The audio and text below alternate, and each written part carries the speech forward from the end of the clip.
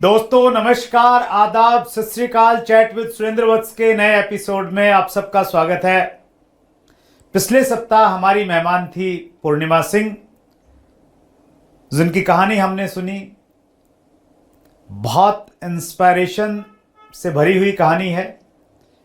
एक सबक मिला कि अगर जिंदगी में हम हिम्मत नहीं हारते हैं तो फिर परिस्थितियां हमारे अनुकूल हो जाती हैं।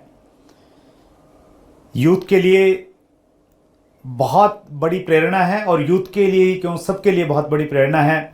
ऐसे बहुत कम मौके हुए हैं चैट विद सुरेंद्र वत्स की हिस्ट्री में जब एक मेहमान को हमने लगातार 2 इंटरव्यू में बुलाया है। पूर्णिमा, एक बार फिर बहुत बहुत स्वागत है। Thank you so much sir, thank you so much मुझे दोबारा इनवाइट करने के लिए। Thank you. मैं सीधे कुछ प्रश्नों से शुरुआत करता हूं।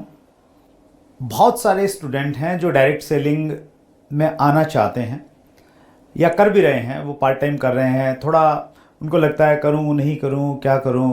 तो आपका क्या संदेश है स्टूडेंट्स के लिए, स्पेशली क्योंकि आपने डायरेक्ट सेलिंग की शुरुआत बीइंग ए स्टूडेंट की थी जब आप 4th ईयर में थे। सर मेरा मानना ये है कि स्टूडेंट्स के लिए सबसे बेस्ट मतलब जो करियर हो सकता है वो डायरेक्ट सेलिंग हो सकता है। क्योंकि मैं आज भी मुझे रिग्रेट होता है सर कि मुझे डायरेक्ट सेलिंग जो है वो फर्स्ट ईयर में क्यों नहीं मिली। ओके। अगर फर्स्ट ईयर में मिल जाती तो शायद आज मेरे पास फरारी होती। तो मुझे लगता है कि टाइम जो है ना, जो टाइम का मैंने जो सही इस्तेमाल किया है, अगर वो भी करे तो वो बहुत कुछ अचीव कर सकते हैं जो उन्होंने शायद सोचा भी ना हो। एक सदगुरु सर का मैं बहुत मानती हूँ, उनका इंटरव्यू था तो उसमें उन्होंने बोला हुआ था कि मैं आपको ऐसी चीजें मिले जो आपने सोची भी ना हो। उन्होंने कहा था कि शायद आपके ड्रीम्स ना पूरे हो, ऐसा बोल दिया। जब वो ऐसा बोला तो लोगों को लगा कि यार ड्रीम्स ना पूरे हो, ऐसा कैसे बोल रहे हैं। तो उन्होंने बोला कि आपको वो चीजें मिले जो शायद आपने सोची तक ना हो। और शायद ये डायरेक्ट सेलिंग सर ऐसी ही प्रोफेशन है, इसने मेरे विजन को इतना स्ट्रॉन्ग कर दिया सर कि मैं ब्रांड्स के नाम तक नहीं जानती थी। मुझे पता भी नहीं था कि कार कौन से मॉडल्स तक के होते हैं। आज मैं गुच्ची की बेल्ट पहन रही हूँ, 35,000 की बेल्ट में पहन पा रही हूँ। आज मैं कार्स के मॉडल जान पा रही हूँ। आज मेरा ड्रीम हो रहा है मासेराटी खरीदने का। आज ये सारी चीजें मैं कहाँ से एक्सप्लेन कर रही हूँ। मैं आज वैन हुसैन पहन रही हूँ, मैं एलन सोली पहन रही हूँ। तो ये सारी चीजें मुझे पता तक नहीं थी कि ऐसी होती भी है, इनका नाम क्या होता है। वो विजन मुझे डायरेक्ट सेलिंग ने दिया। और ये मुझे लगता है कि अगर स्टूडेंट्स अपना फ्यूचर देख रहे हैं, क्योंकि मुझे एक चीज मैं मानती हूँ सर कि जो पेरेंट्स होते हैं ना, वो मम्मी कभी खाना बनाना नहीं छोड़ सकती, चाहे उनके ऊपर कितनी भी दिक्कत, हम लोग कितना भी बुरा बोल दें, कुछ भी कर दें, कोई प्रॉब्लम हो जाए, बुखार आ जाए, लेकिन वो गर्मी में खाना बनाएंगी क्योंकि उनकी जिम्मेदारी है। पापा जो हैं वो भी अपना काम करेंगे हमारी फीस सेल आउट करने के लिए, फीस भरने के लिए वो काम करेंगे ही करेंगे। चाहे कितना भी बुखार हो जाए, 1 महीने जाना पड़ जाए, कुछ भी हो जाए, वो करेंगे। हमने जिम्मेदारी ली होती है सर उनके सपने पूरे करने की। हमें कोई एक इंसान आके मना कर देता है तो हमें लगता है कि हम नहीं कर पाएंगे। सर कोई भी मना कर दे, क्या आप माता पिता अपने सपनों से कभी अपने बच्चे के सपने पूरे करने से पीछे हट सकते हैं? नहीं हट सकते। तो हम कैसे हट जाते हैं? इसका मतलब ये है कि माता पिता हमसे ज्यादा प्यार करते हैं कि हम माता पिता से ज्यादा प्यार करते हैं।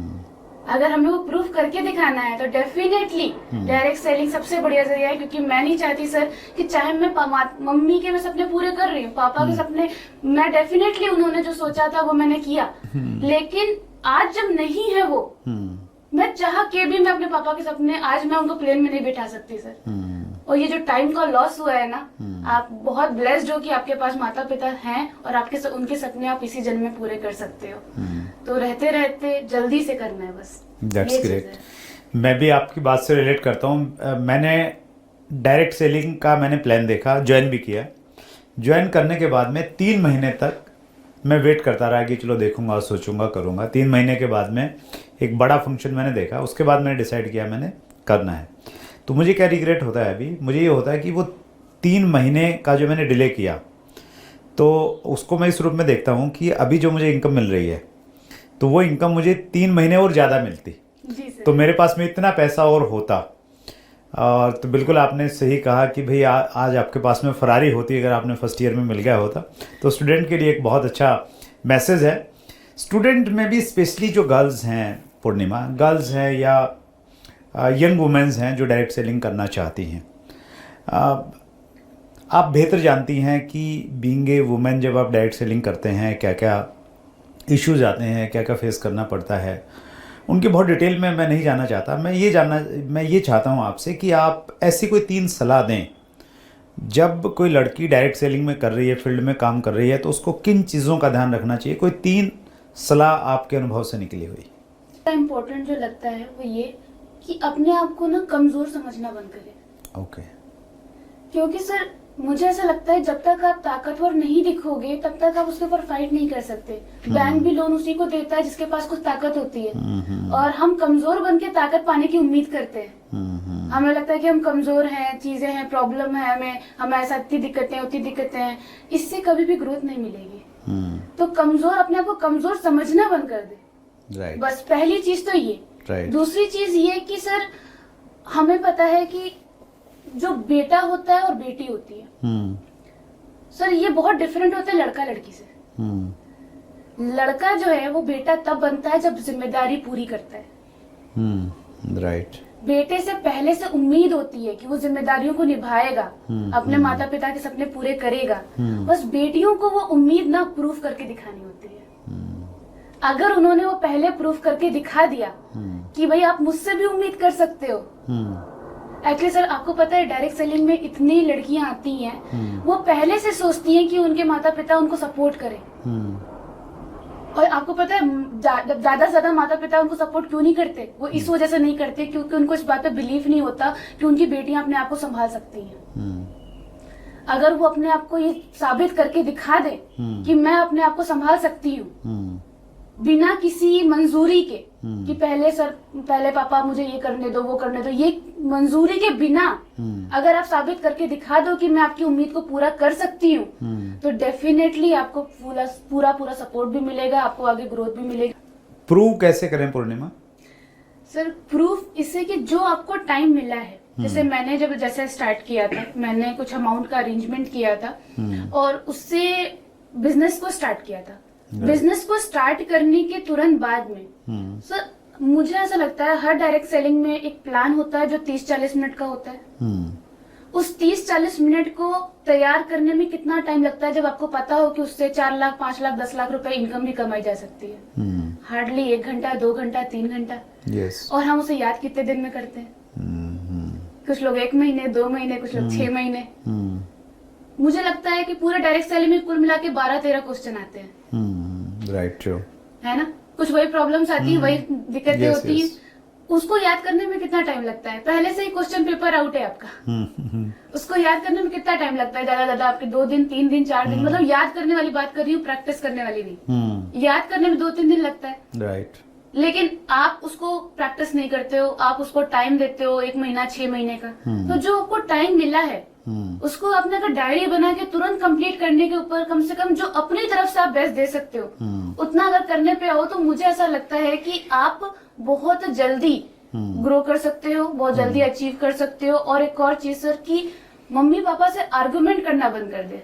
गर्ल्स जो आर्ग्यूमेंट होती है ना, उसकी जगह पे अगर वो ये बात बोलना शुरू कर दें कि मुझे कम्युनिकेशन स्किल्स डेवलप करनी है, मुझे ज्यादा लोगों से बात करना आना चाहिए, मुझे माहौल को समझना आना चाहिए, अगर इसके ऊपर वो परमिशन मांगे तो बहुत बेटर रिजल्ट मिल सकते हैं। और एक और चीज सर कि अगर जो वो पैसा पाती हैं, जैसे मान लो मेरे 139 रुपीज आए हैं, अगर इससे मैं एक पेन अपनी मॉम को गिफ्ट कर दूं तो परमिशन मिलने के चांसेस बढ़ जाते हैं। That's great, wonderful. तो गर्ल्स ये सीख सकती हैं कि एक तो वो नीडर होके काम करें, ड्रे नहीं। दूसरा आपने बोला वो प्रूव करें अपने आप को, पेरेंट्स से आर्ग्यू नहीं करें ज़्यादा। और एक बहुत इम्पोर्टेंट चीज़ है, मेरे को एक पर्सन ने बोला था कि डायरेक्ट सेलिंग के ही पर्सन थे, मतलब मेल थे, उन्होंने बोला था कि हमें घर पे पैसा देना रहता है, तो हमारा पैसा देना, हमारा काम करना ज्यादा इम्पोर्टेंट है इन कंपैरिजन टू गर्ल्स, क्योंकि उनको घर पे पैसा नहीं देना होता है। तो मैंने उस पर्सन से एक बात बोली थी कि जब मैं शादी करके दूसरे घर जाऊंगी तो मेरा जो पति होगा वो मेरी माँ को पैसे नहीं भिजवाएगा। तो अगर आप अपने जो पहली फैमिली होती है उसके भी सपने साथ में पूरा करना चाहती हैं तो आपको इस बिजनेस में आना बहुत जरूरी है, क्योंकि कल को कुछ भी हो गया, आपका पति मुझे नहीं पता कि कितना पैसे भिजवाएगा, कितना सपोर्ट करेगा, क्या करेगा, दिन प्रतिदिन जो जो चीज जरूरत होंगी वो पूरी करेगा कि नहीं करेगा, लेकिन आप पूरे कर सकते हो। और जब बच्चा के आप सपने पूरे नहीं कर पाओगे ना, क्योंकि गर्ल्स लेडीज मोस्टली डिपेंडेंट होती है अपने पति पे और अपने पिता पे। राइट। अगर ये डिपेंडेंसी खत्म कर दी ना, तो कभी भी आपके बच्चे के सपने ना पूरे हो, ऐसा हो नहीं पाएगा। That's great. व्यूवर्स के भी कुछ क्वेश्चंस बीच में लेता हूं पूर्णिमा। आइकॉनिक मेंटर का एक प्रश्न है, being a girl what type of challenges you faced? कुछ तो समस्याएं आई होंगी। डेफिनेटली सर, पहली प्रॉब्लम तो आई थी टाइम मैनेजमेंट की, कि इसमें तो टाइम ही नहीं मिल रहा था। सुबह मॉर्निंग में मैं खाना बना के जाती थी सर कॉलेज, तो मेरा 9 बजे से कॉलेज होता था अप्रोक्स में 5 बजे तक का। अब 5 बजे के बाद में मैं 1 घंटा रेस्ट करती थी, 6 बजे के बाद में 4 घंटे मेरा ट्यूशन होता था। मतलब 10 बज जाते थे, 11 बजे तक मैं घर पे आती थी। अब इसमें एक टाइम कहाँ है काम करने का, लेकिन जहाँ चाहे वहाँ रहा है। बस सबसे पहली चीज तो ये करती थी कि मॉर्निंग से निकलने, खाना खाने से पहले अपलाइन को कॉल, खाना खाने के बाद डाउनलाइन की कॉल। अच्छा, क्या बात है। कभी कम्युनिकेशन की दिक्कत नहीं। जब क्लास चलती रहती थी, क्लास के बाद में लोगों से थोड़ा बहुत बात करके लंच में प्लान दिखाना। प्लान दिखाने के बाद में तुरंत जैसे ही क्लास खत्म होती है, तुरंत परचेजिंग के लिए लेके जाना। उसके बाद में आफ्टर जब मेरा पूरा टाइम निकल जाता है, उसके बाद में मैं प्लानिंग करती थी अगले दिन किसको प्लान दिखाना है, क्या करना है। तो ये चीज जो है ना, ये टाइम मैनेजमेंट करना सीखा। और बहुत सारी लेडीज है जिनको सर ये सब दिक्कतें आती हैं टाइम मैनेजमेंट की। मैं कहती हूँ टाइम उनको वो नहीं निकाल पाते जो टाइम डिसाइड नहीं करते। अगर आपने डिसाइड कर लिया कि ये काम मुझे 10 बजे करना है, ये काम मुझे 11 बजे करना है, तो आप डेफिनेटली उसको कर लोगे अगर आपने अलार्म लगाया हुआ है। क्योंकि 2 बार बजेगा, 3 बार बजेगा, 3 बार आप बंद करोगे, लेकिन जब चौथा दिन होगा वो आपको रिमाइंड कराने, पहले से रिमाइंड कराने शुरू कर देगा कि अलार्म बजने वाला है। तो एक तो आपने टाइम वाला चैलेंज था आपके साथ में, वो फेस किया। इसके अलावा सर, इसके अलावा सेकंड चैलेंज था जो आप प्लान देखने जाती थी, मैं तो कोई कॉफी के लिए पूछ लेता था। तो जो कॉफी के लिए पूछ रहा है, थोड़ा सा पर्सनल क्वेश्चंस वगैरह पूछ रहा है, तो उसमें बहुत दिक्कतें आती थी। ट्रैवलिंग में मम्मी मेरे को 1 रुपया नहीं देती थी कि तुम यहाँ से जाके वहां ट्रेवल करना है, तो बस के पैसे कहाँ से अरेंज करती। तो वो थोड़ा सा सर मैं मैनेज करती थी कि स्कूटी का थोड़ा सा पेट्रोल का पैसा लिया और लिफ्ट लेके मैं चली गई स्कूल कॉलेज। पैसे उस समय आ नहीं रहे थे आपके पास में? उस टाइम पे उतने पैसे नहीं आते थे सर कि जैसे महीने का पूरा जो खर्चा है मेरा ट्रैवल करने का वो निकल पाए। तो वो मैंने अपनी थोड़ी बहुत पेट्रोल से थोड़ा बहुत अरेंजमेंट करके थोड़ा बहुत इस तरीके से मैंने मैनेज किया था। तो वो भी चला, क्योंकि मैं स्टूडेंट थी सर। अब स्टूडेंट के साथ में ये है कि घर से पैसे नहीं मिलते ना उतना। तो ये इधर से थोड़ा सा मैनेजमेंट मैंने किया। ट्रैवलिंग में दिक्कत आई, बहुत सारी चैलेंजेस आए, पर्सनल इश्यूज के साथ में प्रॉब्लम्स हो रही थी, तो ये सारी दिक्कतें चल रही थी सर। इसी तरह का एक प्रश्न पूछा है टीशा सोनी ने, ये ज्यादातर गर्ल्स के साथ होता है, प्रोस्पेक्ट हमसे पर्सनल क्वेश्चन पूछने लगते हैं बिजनेस की जगह, इस सिचुएशन में क्या करना चाहिए? भीड़ में खड़े खड़े, झूले पर पड़े पड़े, आज हलचल है ज्ञानी बड़े बड़े। बात अगर इंडिया की हो तो सारे कर रहे हैं ग्रो तो आप भी SIP करो, इन्वेस्टमेंट करो या ट्रेडिंग करो, बस ग्रो करो। प्रतिभूति बाजार में निवेश बाजार जोखिमों के अधीन है। सर, सबसे मोस्ट इम्पोर्टेंट थिंग जो जिससे मुझे रिजल्ट मिला है, तो पहले तो मैं बहुत परेशान होती थी, क्योंकि मैं अपना नंबर जब प्रमोट करती थी तो रात रात भर वीडियो कॉल आते थे मुझे। 2 बजे 3 बजे घर में भी बैठी हुई हूँ, वीडियो कॉल आ रही, तो नंबर प्रमोट नहीं कर सकते, नंबर बिना दिए काम नहीं हो सकता। तो मैंने पहली चीज तो की कि 2 नंबर ले लिए। अच्छा, ओके। एक मेरा पर्सनल नंबर और एक मेरा प्रोफेशनल नंबर। जब भी मुझे प्रोफेशनल नंबर से कोई दिक्कत होती थी, मैं उस नंबर को बंद कर देती थी। तो पहली चीज तो ये हुई। दूसरी चीज की जब भी प्रोस्पेक्ट मुझसे कोई भी पर्सनल क्वेश्चन पूछता था, तो जैसे मान लो कि उन्होंने पूछा कि आप कॉफी पे चलोगे, या फिर आप मेरे मतलब पर्सनली पूछ लेते थे कि आप मेरे गर्लफ्रेंड बनोगे नहीं बनोगे, ऐसे क्वेश्चंस पूछ लेते थे। तो मैं उनसे एक बात बोलती थी कि मेरे को अपने माता पिता के सपने पूरे करने में ज्यादा इंटरेस्ट है, किसी और माता पिता के बेटों के नहीं। सर, मेन चीज ये है कि आप एक सॉलिड रिप्लाई दो, प्रोफेशनल तरीके से रहो। और तीसरी चीज मोस्ट इम्पोर्टेंट है कि सर आप हर जगह ये चीज फेस करोगे, ये डायरेक्ट सेलिंग की बात नहीं है सर। कॉर्पोरेट में भी तो right. ऐसा ही होता है। ट्रू। कॉर्पोरेट में आपको कोई गलत क्वेश्चन पूछ रहा है तो आप कैसे हैंडल करते हो, जैसे वहां हैंडल करते हो वैसे यहाँ पे। और डायरेक्ट सेलिंग में तो आपके पास ऑप्शन है कि वहां पे तो बॉस रहेगा, कलीग रहेगा, जिसको आप निकाल नहीं सकते बिजनेस से। आपको ऐसे लोगों को बिजनेस में लाना ही क्यों है जो आपके लिए गलत भावना रखते हैं। इतनी सारी जनसंख्या बढ़ी है, किसी और को जाके प्लान दिखा दे। हाँ, नेचुरली भी ऐसा है तो उसको कट करो आप। आगे जाके भी वो ऐसे अगर सोल्यूशंस रखेगा तो मैं ऐसे लोगों को टीम ही में नहीं लाना सर, जो ऐसी भावना रखे। कल के मैं अपने लिए सही कर दी, मेरी टीम के ऊपर आप देख लिए तो फिर तो मैं तो right. निकाल ही दूंगी सीधे ग्रुप से। Right, that's great, wonderful. विधान मोटिवेशन का प्रश्न है, फास्ट ग्रोथ के लिए 3 गुरु मंत्र दीजिए। सर फास्ट ग्रोथ के लिए जो मैं कहना चाहूंगी, सबसे मुश्किल काम जो डायरेक्ट सेलिंग का होता है वो ये कि ऐसे इंसान की बात मानना जो आपकी माँ नहीं है, जो आपका पिता नहीं है, जो आपका बॉस नहीं है। और सिर्फ मानना नहीं, मानते रहना, वो है हमारा मेंटर। ओके, ये सबसे ज्यादा दिक्कत होती है पूरे डायरेक्ट सेलिंग में कि लोग होशियार बन जाते हैं। अगर आप होशियार ना बन के पहले एक अच्छी तरीके से देख ताक के अगर आपने मोमेंटर अपना सेलेक्ट कर लिया, एक अर्निंग अपलाइन अपना सेलेक्ट कर लिया, तो उसकी बातों पे आप अड़िग रहो, जो वो बोल रहा है वही काम करो। आप अलग तरीके से पहले मत जाओ, क्योंकि मैंने यही काम किया है सर, और इससे फास्ट ग्रोथ हुई है।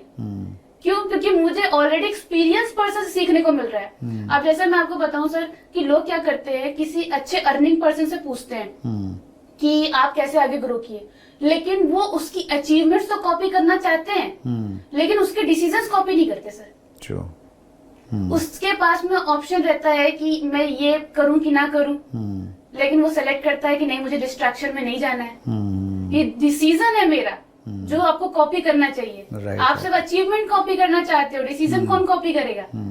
तो एक तो ये चीज है, पहला मंत्र की मेंटर को फॉलो करना है, मेंटर को फॉलो करना है। That's great. And second thing कि आपको उनके डिसीजंस कॉपी करना है। ओके, जो वो डायरेक्शन दे रहे हैं उसको फॉलो करना है। हाँ, मतलब उन्होंने जो डिसीजन बनाया, जैसे आप हाँ। देखोगे सुबह से शाम तक उनका एक मैप तैयार होता है कि मुझे इतनी मीटिंग करनी है, इतनी मीटिंग करनी है, यहाँ पे देखना है। आप अपने सुबह में क्या शेड्यूल बना रहे हो, आप उनके डिसीजंस कॉपी करो कि जितना बिजी मेरा अपलाइन रहता है उससे डबल बिजी मैं रहूंगा, उससे डबल प्रोडक्टिव मेरे को काम करना उसको चाहिए। कॉपी करें एक प्रकार से हम लोग, हाँ, ठीक है। कि आपका जो अचीवमेंट आप करने वाले हो उसका रोड मैप तैयार होना चाहिए आपके पास में। जैसे हर कोई इंसान चाहता है मैं केटीएम बाइक लूं स्टार्टिंग में, लेकिन केटीएम बाइक अगर 3 लाख रुपए की आती है, उसकी ईएमआई अगर 10-15 हजार बनती है, तो ये नहीं पता उसको कि पहले ईएमआई देखना भी चाहिए, कितने की आती है ये भी देखना चाहिए।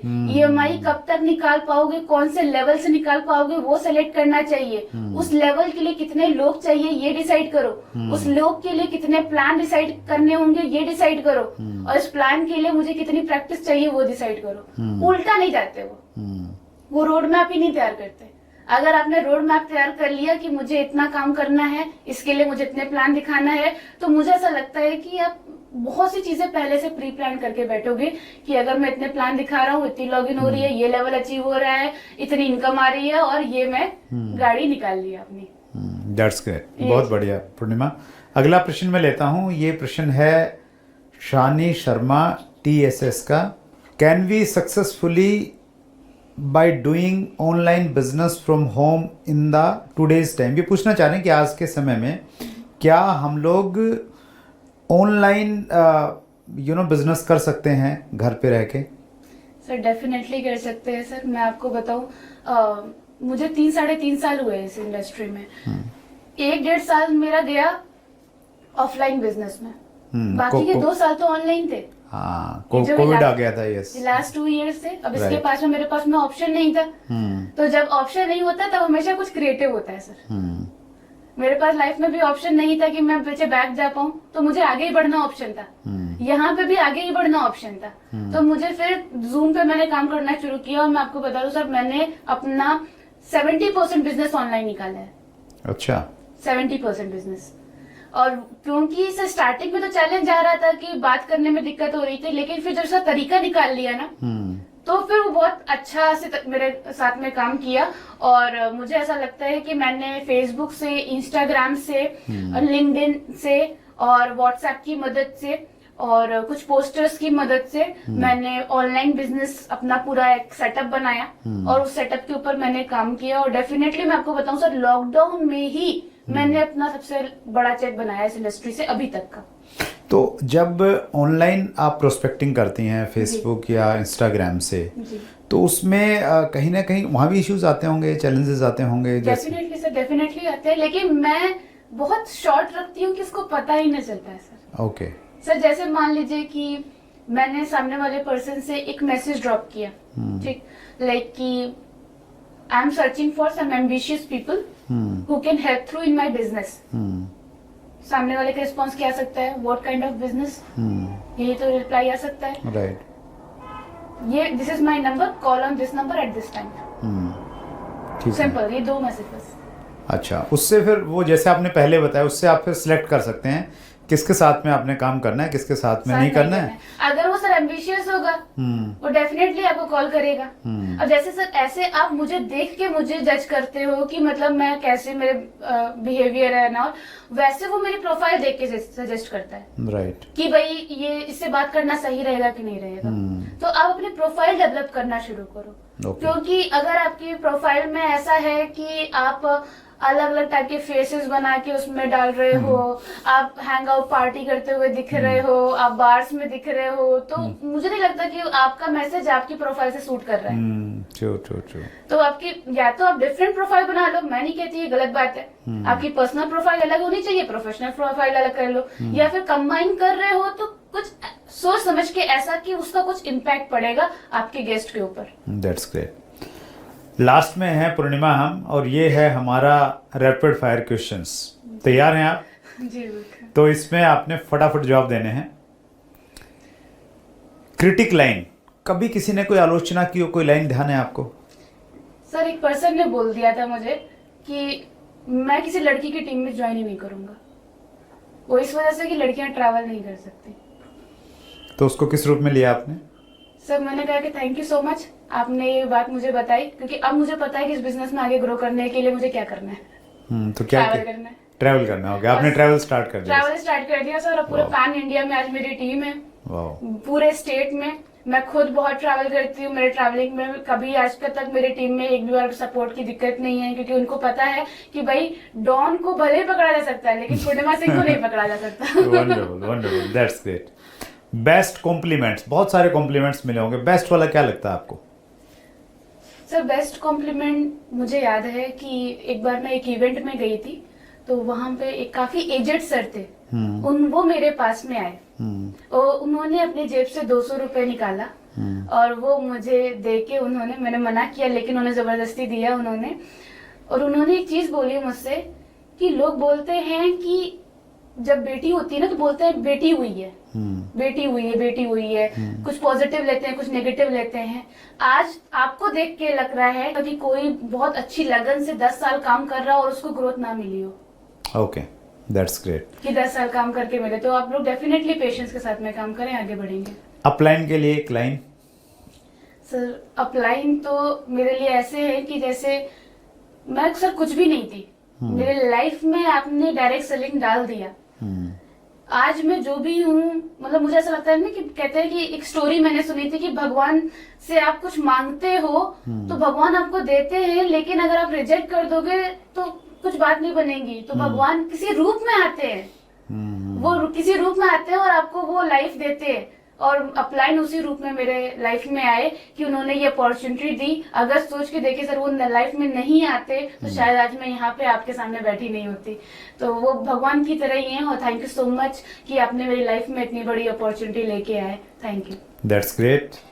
Your ideal in business? Sir मेरे आइडियल मेरे सीनियर हैं, मेरे सीनियर दुष्यंत धीमान है, वो मेरे आइडियल है इस बिजनेस में। That's great. लास्ट प्रश्न है और ये थोड़ा सा शायद आपको परेशान करेगा, आई डोंट नो, आप चाहें तो इसको उत्तर देना। हमारे समाज में क्या रहता है कि जब लड़का या लड़की थोड़ा कमाने लगते हैं ना, तो फिर रिश्तेदार, पड़ोसी, घर वाले उनसे यही पूछेंगे कि भाई शादी कब करोगी। तो आपके बहुत सारे रिश्तेदार पूछते होंगे, तो बहुत सबको जवाब नहीं देना पड़े, यहाँ जवाब दे दोगे तो सबको जवाब मिल जाएगा। सर देख तो रहे हैं मम्मी, तो अभी 2 साल का टाइम है, 2 साल में करूँगी मैं। तो टारगेट सेट किया है कि भाई इतना लेवल हो जाएगा तब डिसाइड करेंगे?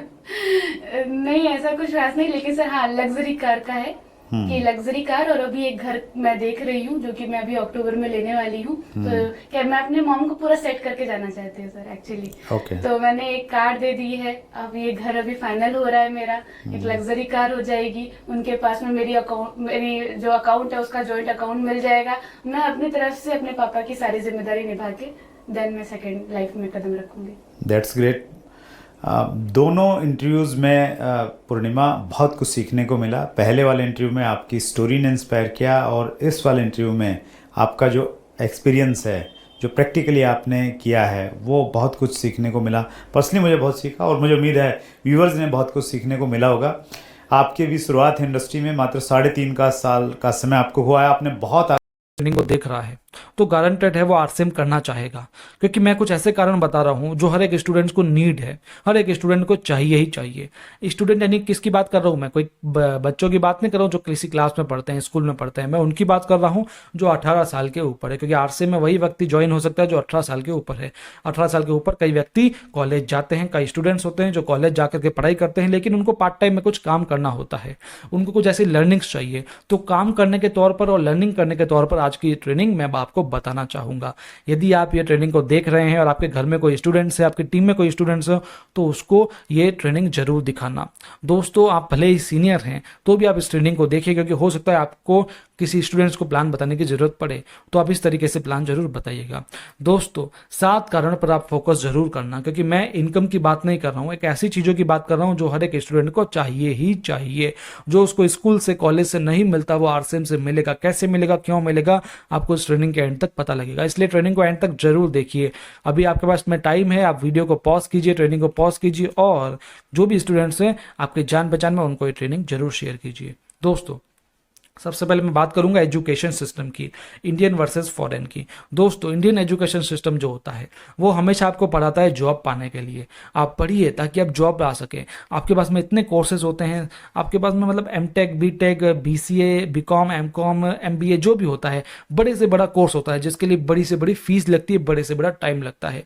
लेकिन वो होता किस लिए? वो होता है जॉब के लिए। आपको जॉब करनी है तो आप कोर्सेज कीजिए। दोस्तों हर एक कोर्स होता है, होटल मैनेजमेंट का कोर्स होता है, लाखों लोग करते हैं, लाखों रुपए भी खर्च करते हैं, करोड़ों रुपए खर्च करते हैं होटल मैनेजमेंट कोर्स के लिए। किस लिए? ताकि उनको एक जॉब मिल सके। यानी हमारा इंडियन एजुकेशन सिस्टम ऐसा है जो कहता है कि आपको जॉब लग जाए। हमसे 12th, 11th, 10th में क्या बोला जाता है कि आप ज़्यादा पढ़ाई कीजिए ताकि आप गवर्नमेंट जॉब लग जाए। यानी हमको नौकर बनाने के लिए पढ़ाई करवाई जाती है। हम अपना सब कुछ दांव पे लगाते हैं पढ़ाई करने के लिए, आखिरकार बनते क्या है, हम एक नौकर बन जाते हैं जिसकी भी कोई गारंटी नहीं रहती है। यानी इंडियन एजुकेशन सिस्टम ऐसा है जो आपको स्किल्स नहीं सिखाता है, आपको प्रेजेंटेशन स्किल नहीं सिखाएगा, आपको कम्युनिकेशन स्किल्स नहीं सिखाएगा, आपको ये नहीं बताएगा कि मंच पर कैसे खड़े रहना है, आपको ये नहीं बताएगा कि आपको ड्रेसिंग कैसा होना चाहिए, आपको ये बताएगा कि अकबर भारत में कब आया था, बाबर ने ये युद्ध कब किया था, पानीपत की लड़ाई कब हुई थी, ताकि आप इन सबको कंपटीशन एग्जाम्स में लिख पाओ और आप एक नौकर बन जाओ। ये होता है हमारा एजुकेशन सिस्टम। इंडिया का बहुत ही घटिया एजुकेशन सिस्टम है दोस्तों।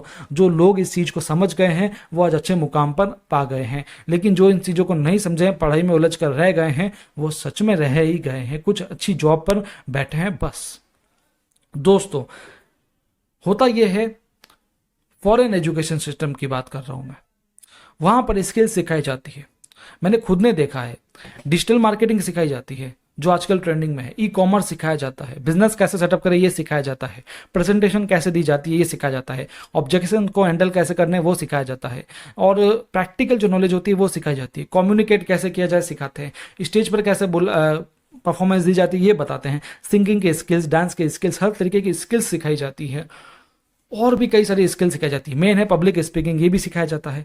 इंडिया में ये सब नहीं सिखाया जाता है क्योंकि हमारी एजुकेशन सिस्टम बेकार है। फॉरेन के एजुकेशन सिस्टम में ये सब है, इसलिए आज आप देखेंगे फॉरेन के जो लोग हैं जो अच्छी पढ़ाई करने के बावजूद भी अच्छे बिजनेसमैन बन जाते हैं। हमारे यहाँ पर अच्छे बिजनेसमैन कौन बनते हैं? जिन्होंने पढ़ाई नहीं करी है, क्योंकि वो पढ़ाई करते हैं तो वो जॉब में उलझ जाते हैं, पढ़ाई नहीं करी है तो उन्होंने अदर स्किल सीखी और अपना काम किया। फॉरेन में व्यक्ति पढ़ाई भी करता है, स्किल्स भी सीखता है, उसके बाद में अच्छा एक मुकाम हासिल कर लेता है दोस्तों। तो ये बहुत ही फर्क होता है दोस्तों हमारी एजुकेशन सिस्टम और जो विकसित देश है उनके एजुकेशन सिस्टम में।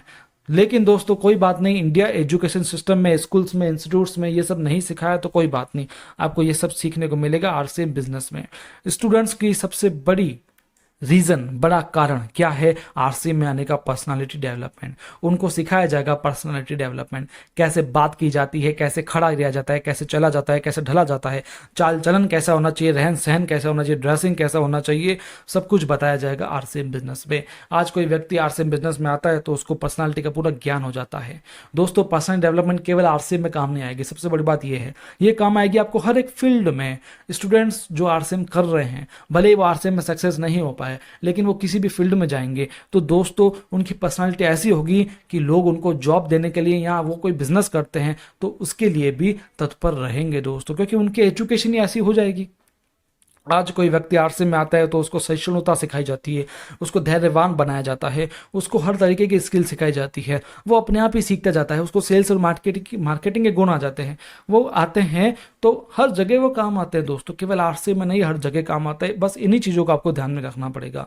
सेकंड, कम्युनिकेशन स्किल्स, बोलने का तरीका सीख जाता है, क्योंकि होता यह है आरसीएम में जब व्यक्ति किसी को प्लान दिखाता है या अपने अपलाइन के संपर्क में रहता है, किसी को प्रोडक्ट बताता है, किसी को बिजनेस बताता है, किसी को सेल्स करने के लिए सिखाता है, तो इससे होता क्या, उसकी कम्युनिकेशन स्किल्स अपने आप ही बढ़ जाती है, उसको बताने की जरूरत नहीं, अपने आप ही बढ़ जाती है। अपलाइन उसको सिखाता है, जब वो अपलाइन के साथ में किसी होम मीटिंग में जाता है तो वो देखता रहता है कि अपलाइन कैसे बात कर रहा है, और जो जब वो खुद बात करेगा तो उसकी कमियों को उजागर कौन करेगा? उसका अपलाइन करेगा।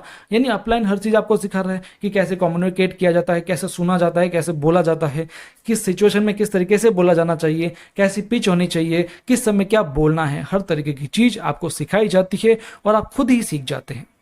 और दोस्तों मैं आपको बता दे रहा हूँ, जो कम्युनिकेशन स्किल्स होती है ना, दुनिया के हर एक फील्ड में काम करती है। यदि आप एक बिजनेस में काम करोगे तो हर एक जगह आपकी कम्युनिकेशन स्किल्स काम करती है। भले ही आप जॉब भी कर रहे हो तो जॉब के लिए जब इंटरव्यू देने जाओगे तब भी कम्युनिकेशन स्किल्स काम करेगी। यानी कम्युनिकेशन स्किल्स एक सार्वभौमिक चीज़ है जो हर जगह काम आती है। यदि इसको किसी ने जीत लिया तो मान लो दुनिया को जीत लिया। ये आपको कहाँ मिलेगी? आपको स्कूल में नहीं सिखाते कि कम्युनिकेट कैसे करना चाहिए। आपको स्कूल में एक अकबर बाबर सिखाएंगे लेकिन कम्युनिकेट करना नहीं सिखाएंगे। आपको स्कूल में ये सिखाएंगे पानीपत का लड़ाई कब हुआ था, लेकिन आपको कम्युनिकेशन स्किल नहीं सिखाएंगे। तो आपको कम्युनिकेशन स्किल सीखनी है तो आपको आरसीएम ज्वाइन करना पड़ेगा। तीसरा, प्रेजेंटेशन स्किल, प्रेजेंट कैसे किया जाता है अपने आप को, प्रेजेंट कैसे किया जाता है किसी प्रोडक्ट को, प्रेजेंट कैसे किया जाता है किसी बिजनेस प्लान को, ये आपको सीखने को मिलेगा आरसीएम बिजनेस में।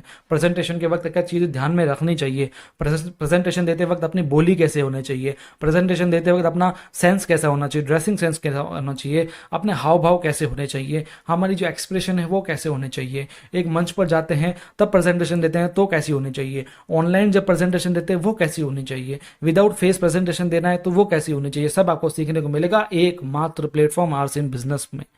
प्रेजेंटेशन स्किल स्कूल में नहीं सिखाते, प्रेजेंटेशन स्किल इंस्टीट्यूट्स में नहीं सिखाते हैं, क्योंकि वहां पर तो ये सिखाएंगे ना कि अंग्रेज भारत आए थे तो उन्होंने क्या क्या किया था, बस यही सिखाते हैं, प्रेजेंटेशन स्किल्स नहीं सिखाएंगे। Next, leadership skills. दोस्तों मैंने पिछली अपनी एक ट्रेनिंग ली थी जिसमें मैंने आपको बताया था लीडरशिप के गुण क्या क्या होते हैं। लीडरशिप जन्म से नहीं बनते हैं, लीडर्स वो होते हैं जो अपने अंदर लीडर्स के गुण बना करके, मेक करके, क्रिएट कर करके लीडर बन सकते हैं। दोस्तों उसके लिए आपको आरसीएम में आना पड़ेगा, क्योंकि लीडरशिप एक ऐसी चीज है जो हर एक बिजनेस में काम करती है। आगे जाकर के आप कोई स्टार्टअप कीजिए, आगे जाकर के आप कोई बिजनेस स्टार्ट कीजिए, कुछ भी कीजिए, आपको लीडरशिप स्किल आनी चाहिए। लोगों से काम करवाना है तो आपको लीडरशिप स्किल आनी चाहिए। आपको कहीं का कुछ बोलना है तो लीडरशिप स्किल आनी चाहिए। आपको बड़े मुकाम पर जाना है तो आपको अंदर लीडरशिप स्किल होनी चाहिए। लीडरशिप स्किल बहुत ज़रूरी है। लीडरशिप स्किल स्कूल में नहीं सिखाई जाती, स्कूल में नहीं सिखाई जाती, कोचिंग्स में नहीं सिखाई जाती, कॉलेज में नहीं सिखाई जाती, क्योंकि वहाँ पर तो ये सिखाएंगे ना भाई साइन थीटा कॉस थीटा क्या होता है, या थोड़ी सिखाएंगे लीडरशिप स्किल क्या होती है ना। तो एक लीडर बनना है तो आपको आरसीएम में आना पड़ेगा दोस्तों। इसके बाद में पब्लिक स्पीकिंग। दोस्तों पब्लिक स्पीकिंग आजकल की सबसे जरूरी नीड है। पब्लिक को कैसे हैंडल किया जाता है, मंच पर कैसे बोला जाता है, मंच पर बोलते समय हाव भाव एक्सप्रेशन कैसे होने चाहिए। दोस्तों पब्लिक स्पीकिंग के कोर्सेज होते हैं। पब्लिक स्पीकिंग वैसे फ्री में स्कूल में नहीं सिखाई जाएगी, पब्लिक स्पीकिंग कॉलेज में नहीं सिखाई जाएगी। पब्लिक स्पीकिंग के कोर्स होते हैं दोस्तों, हजारों रुपए के कोर्स होते हैं।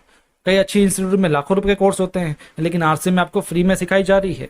आप जब स्टेज पर बोलते हो तो क्या सीख रहे हो? पब्लिक स्पीकिंग तो सीख रहे हो। भले आप कुछ भी बोल रहे हो, लेकिन आप स्टेज को जब अपने हाथ में कर लोगे तो वो बहुत बड़ी चीज होगी। भले आप कुछ भी बोल रहे हो पब्लिक स्पीकिंग में, कुछ भी बोल रहे हो स्टेज पर जाकर के, यदि आप पब्लिक को हैंडल कर लेते हो तो मान लो आप किसी भी फील्ड में सक्सेस हो जाते हो दोस्तों। इसके बाद मैं नेक्स्ट कारण बताऊं आपको, एक्टिव एंड पैसिव इनकम। हर चीज अपने यहाँ पर है दोस्तों। आप पब्लिक स्पीकिंग सीख जाओगे, कम्युनिकेशन स्किल सीख जाओगे, लीडरशिप स्किल सीख जाओगे, आप कुछ भी सीख जाओगे, लेकिन पैसा भी तो जरूरी है ना भाई। आज स्टूडेंट काम करेगा तो उसको कुछ पैसा भी तो चाहिए पार्ट टाइम इनकम में। उसकी पॉकेट मनी अगर निकल जाए, उसकी पढ़ाई का खर्चा निकल जाए, तो उसके लिए आपको इनकम भी तो मिलेगी ना। आपको एक्टिव इनकम भी मिलेगी। आप परचेज सेल्स करोगे तो आपको पैसा मिलता रहेगा। यदि आपको पैसिव इनकम चाहिए तो सबसे बड़ा एग्जाम्पल है आज आरसीएम बिजनेस।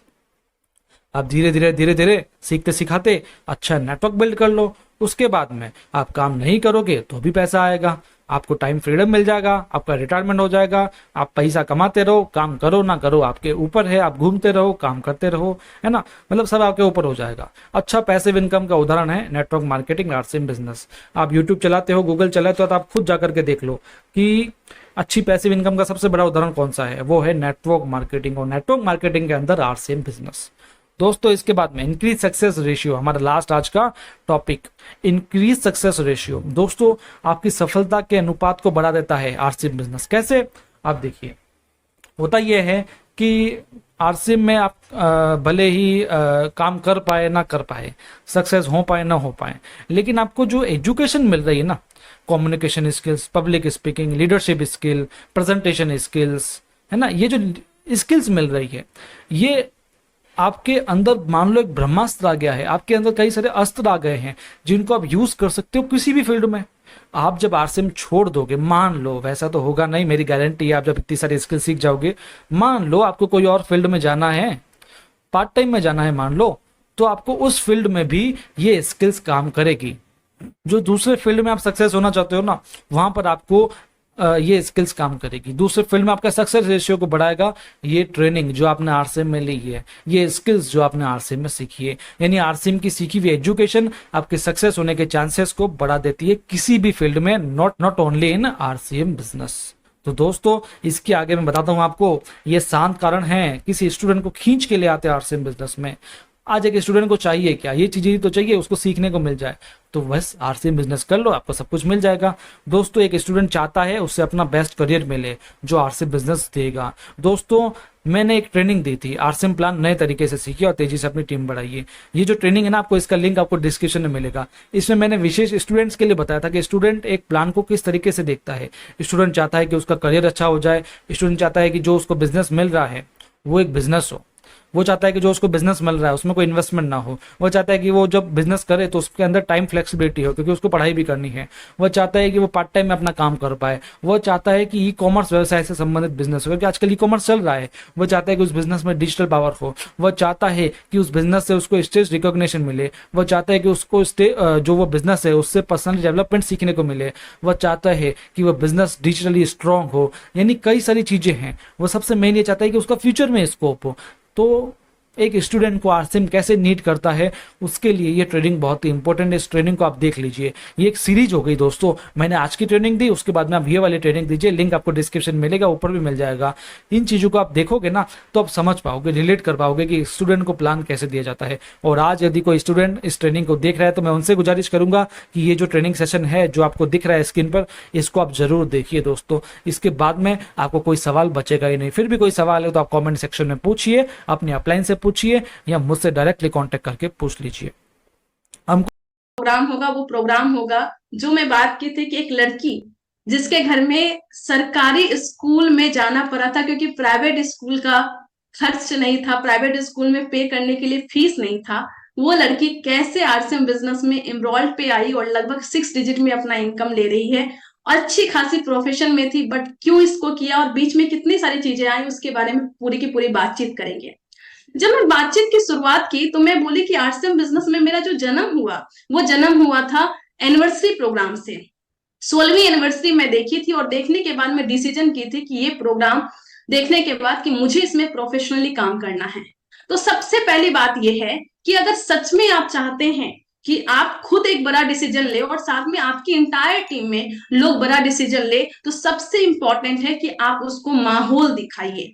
और ये हमारे लिए बहुत गोल्डन चांस है कि हमारी 23वीं एनिवर्सरी आ रही है जो 27 नवंबर को आ रही है, और हमारे पास अब लगभग 1 महीने का टाइम भी नहीं है, 1 महीने से कम का टाइम है। अगर आप चाहते हैं कि आपके टीम में जितने हमारे कोर लीडर हैं, राइजिंग कोर लीडर्स हैं, जितने इमरोल्ड है, पर्ल है, स्टार पर्ल है, अगर सभी से आप पूछेंगे तो सभी लोग एक ही बातचीत में आपको बोलेंगे कि वो लोग कोई ना कोई बड़े इवेंट या बड़े सेमिनार का प्रोडक्ट हैं। और अगर आप सच में चाहते हैं कि आपके टीम में या आप अपने विजन को दुगुना तिगुना कर सके, 5 गुना कर सके, और ये देख सके कि आप अपने जीवन में 5 साल आगे क्या कर सकते हैं, आरसीएम में 5 साल के बाद आपकी क्या विजन हो सकती है, तो इस एनिवर्सरी प्रोग्राम की तैयारी अभी कर लीजिए। मेरे ख्याल से सभी लोगों ने यूनिवर्सिटी की तैयारी लगभग कर ली है, क्योंकि टिकट बुक। मेरे जो फाइनेंशियल बैकग्राउंड की बात करूं तो मेरे घर में एक छोटा सा किराना दुकान था जिसको मेरे मम्मी पापा चलाया करते थे। और अगर बात करूं अपने एजुकेशन की, तो फाइनेंशियल कंडीशन ऐसी थी कि 6th क्लास के बाद में हमारे पास इतने पैसे नहीं थे कि हम प्राइवेट स्कूल को कंटिन्यू कर सके, और 5th क्लास के बाद ही लगभग 6th क्लास से हमने सरकारी स्कूल में पढ़ाई की। मैं और मेरे भाई जब सरकारी स्कूल में गए तभी मुझे रियलाइज हुआ कि पैसे में बड़ी ताकत होती है, क्योंकि पैसे के कारण ही मैं उस स्कूल में नहीं पढ़ पाई जिस स्कूल में मुझे पढ़ना चाहिए था, जिस स्कूल में पढ़ने का मेरा मन था। उस टाइम पे भले ही बच्चे को ज्यादा कुछ समझ में नहीं आता, पर इतना समझ में आता कि पैसे में बड़ी ताकत होती है। और उस टाइम पे सभी अड़ोसी पड़ोसी रिश्तेदार घर वाले लोगों ने बस एक ही बात बोले कि मधु, पैसे कमाना बहुत इंपॉर्टेंट है, और अगर तुमको सच में पैसा कमाना है, अगर तुमको सच में इस वाली जिंदगी से निकलना है, तो तुम्हें अच्छे से पढ़ाई करनी होगी, एक अच्छा खासा नौकरी करना पड़ेगा, तब तुम इस दुनिया से, इस समझौते वाली जिंदगी से तुम निकल सकती हो। तो मुझे समझ में आ गया था कि पढ़ना होगा। और कहते हैं ना, जिस चीज पे आप फोकस करते हैं वो चीजें बड़ी हो जाती है, वो चीजें लार्ज हो जाती है। तो वैसा ही हुआ, पढ़ाई पे फोकस किया, एजुकेशन पे फोकस किया। भले ही सरकारी स्कूल में थी, पर स्कूल में हमेशा टॉपर में से एक रही। 10th में अच्छा किया, जिला स्तर पे मुझे सम्मान मिला। 12th में बिहार बोर्ड में टॉप 1% में आई। उसके बाद अलग अलग एग्जाम्स मैंने क्वालिफाई किए, जेईई मेंस क्वालिफाई किए, अलग अलग सेंट्रल यूनिवर्सिटी के एग्जाम्स क्वालिफाई किए, और उसमें से सबसे अच्छा कॉलेज जो मिल रहा था वो मिल रहा था आईजर कोलकाता। वहां पे आके रिसर्च की पढ़ाई मैंने स्टार्ट की। चूंकि रैंक अच्छी थी तो स्कॉलरशिप मिल गई। और एक लोअर मिडिल क्लास की लड़की को अगर स्कॉलरशिप मिल जाए तो लगता है कि जिंदगी अब सेट है। तो मुझे भी ऐसा लग रहा था जिंदगी सेट है। ग्रेजुएशन करूंगी स्कॉलरशिप के माध्यम से, पोस्ट ग्रेजुएशन करूंगी स्कॉलरशिप के माध्यम से, और साथ में पीएचडी कर लूंगी, प्रोफेसर बन जाऊंगी, लाइफ पूरा सेट है, साइंटिस्ट बन जाऊंगी, पूरा का पूरा लाइफ सेट है। ऐसी मेरी मानसिकता हो गई थी, और मैं ठीक ठाक जिंदगी में को सोच रही थी किस तरीके से होगा। लेकिन तभी एंट्री होती है मेरे गुरु मोहन प्रसाद सर की, और वो आते हैं और वो समझाते हैं कि मधु, तुम्हारी जिंदगी में अगर तुम्हें अवसर मिला है तो हमेशा ये कोशिश करो कि तुम अपने से बड़ा काम करो। और उन्होंने आरसीएम प्रोग्राम को दिखाने के लिए कटिहार से वेस्ट बंगाल आए थे, और कोलकाता में आके आरसीएम की एनिवर्सरी प्रोग्राम, जो 16वीं एनिवर्सरी प्रोग्राम हुई थी, वो मुझे दिखाए। उस प्रोग्राम में गई मैं नीचे बैठी हुई थी। उस प्रोग्राम के माहौल को मैं देखी, और माहौल को देखने के बाद वो लड़की जो कभी भी अपने स्कूल के टाइम पे, कॉलेज के टाइम पे, 12th के टाइम पे कभी भी स्टेज से नीचे नहीं रहती थी, हमेशा स्टेज से ऊपर रहती थी, और उस लड़की को स्टेज के नीचे रख दिया गया था। और उस दिन मुझे रियलाइज हुआ कि मधु, तू स्टेज के नीचे बैठने वाली लड़की नहीं है, तुझे कुछ करना है, ऐसा करना है कि हर स्टेज पे तुम्हारा नाम हो। और उस दिन मैंने डिसीजन लिया कि मैं आरसीएम को प्रोफेशनली करियर बनाऊंगी यहाँ पे, और उस दिन मेरा डिसीजन था। और उस माहौल से एक बहुत बड़ा डिसीजन हुआ, और उसके बाद से मैंने आरसीएम बिजनेस को सीखना स्टार्ट किया। सीखती गई, जिस चीज को सीखती थी इम्प्लीमेंट करती गई, करते करते करते करते रॉयल्टी की पिन हासिल की। 2017 में रॉयल्टी की पिन मेरी आई, और 2017 में रॉयल्टी की पिन, और वो जो सेलिब्रेशन हुआ दी रियल डायमंड डॉक्टर सुरेंद्र वत्स सर के द्वारा हुआ। और रॉयल्टी पिन के बाद और बड़ा मिशन हुआ, और बड़ा जज्बा हुआ कि और बड़ा काम करना है। उसके बाद और अच्छे से काम की। एक सपना था कि कॉलेज खत्म होने से पहले मैं अपना टेक्निकल का पिन करूंगी, और कॉलेज खत्म होने से पहले मैं अपना टेक्निकल का पिन की थी। उसके बाद मैंने पर्ल किया, स्टार पर्ल किया, और लॉकडाउन में स्टार पर्ल तक किया। उसके बाद फिर धीरे धीरे करते करते 2021 दिसंबर में मैं अपना पिन इमरोल्ड की। तो अभी इमरोल्ड के पोजीशन पे हूँ। रेगुलर 6 डिजिट में मेरी इनकम रहती है, और साथ में अभी मैं पीएचडी कर रही हूँ आईजर कोलकाता से, और अच्छी खासी स्कॉलरशिप मुझे मिलती है। तो ये मेरा छोटा सा परिचय था, और मैं बस इतना कहना चाहती हूँ कि भले ही आज मैं बोलूं कि मैंने ये किया, मैंने ये किया, मैंने ये किया, लेकिन मैं सच में बताती हूँ, हिंदुस्तान के किसी भी कोने में किसी भी एक लड़की को उठा लिया जाए और उसको आरसीएम सिस्टम में और अगर आप सच में चाहते हैं कि आपके टीम में या आप अपने विजन को दुगुना तिगुना कर सके, 5 गुना कर सके और ये देख सके कि आप अपने जीवन में 5 साल आगे क्या कर सकते हैं, आरसीएम में 5 साल के बाद आपकी क्या विजन हो सकती है, तो इस एनिवर्सरी प्रोग्राम की तैयारी अभी कर लीजिए। मेरे ख्याल से सभी लोगों ने यूनिवर्सिटी की तैयारी लगभग कर ली है, क्योंकि टिकट बुक हो चुका है, ट्रेन की टिकट बुक हो चुकी है, यूनिवर्सिटी की टिकट बुक हो चुकी है। लेकिन बाई चांस अगर आपने अपनी तैयारी में थोड़ा सा कमजोरी रह गया है तो अभी भी टाइम है, इसकी तैयारी कीजिए, एनिवर्सरी प्रोग्राम की तैयारी कीजिए। जिस टाइम पे मैं एनिवर्सरी प्रोग्राम में बैठी थी ना, उस टाइम पे मैंने अपना डिसीजन बनाया था, मैंने अपना डिसीजन किया था। मैं क्या बोली, जब एनिवर्सरी प्रोग्राम में नीचे बैठी थी उस टाइम पे मैं डिसीजन ली थी कि मैं नीचे बैठने के लिए नहीं बनी हूँ, मैं स्टेज के ऊपर जाने के लिए बनी हूँ, मैं बड़ा काम करने के लिए बनी हूँ, मैं रॉयल्टी इनकम लेने के लिए बनी हूँ, मैं पैसिव इनकम लेने के लिए बनी हूँ। उस टाइम पे मैंने अपने दोस्त को फोन नहीं किया था, और इनफैक्ट मैं बताऊं, मैं बहुत सम्मान करती हूँ अपने माता पिताजी को, मैंने उनको भी फोन नहीं किया था, वो डिसीजन मेरा था। और जितने भी यंग लोग बैठे हुए हैं, अक्सर वो लोग कोई ना कोई बहाना बना देते हैं कि मेरे दोस्त नहीं मान रहे, मेरे रिश्तेदार नहीं मान रहे, मेरे फुआ फूफा नहीं मान रहे, मेरे माता पिताजी नहीं मान रहे, मेरे ये नहीं मान रहे, वो नहीं मान रहे। लेकिन सिंपल सी बात है भैया, आरसीएम का प्लान आपने देखा है, सेमिनार आपने देखा है, एनिवर्सरी प्रोग्राम आप देखे, दिल्ली आप गए हैं, तो आपका अपना डिसीजन होना चाहिए। इस भीड़ में मत चलिए कि भीड़ जहां जा रही है वहां पे जाना है। आपका दिल दिमाग, आपकी बुद्धि, आपकी समझ क्या कह रही है, उसके अकॉर्डिंग डिसीजन लीजिए। और आज अगर आप अपने अकॉर्डिंग डिसीजन नहीं लेंगे तो कल आपकी जिंदगी में सफलता की जिम्मेवारी कोई और या असफलता की जिम्मेवारी कोई और लेने वाला नहीं है। तो सबसे पहला चीज है कि आरसीएम करने का फैसला ये मेरा था, इट्स माई ओन डिसीजन। ये मेरा डिसीजन था कि मुझे आरसीएम करना है, ये मेरा डिसीजन था कि मुझे आरसीएम बिजनेस को सीखना है, ये मेरा डिसीजन था कि मुझे कॉलेज खत्म होने से पहले मुझे अपना टेक्निकल पिन करना है, कॉलेज खत्म होने से पहले मुझे 80,000 90,000 की इनकम चाहिए ही चाहिए, क्योंकि रुपये की इंपॉर्टेंस मुझे बचपन से देखा गया था। मैं लोअर मिडिल क्लास में थी, कभी किसी को नहीं बोली, माँ बाप को बोली या ना बोली, लेकिन मुझे पता था कि मेरे माता पिताजी संघर्ष कर रहे हैं और पैसे के लिए संघर्ष करो और पैसे मुझे कमाना है।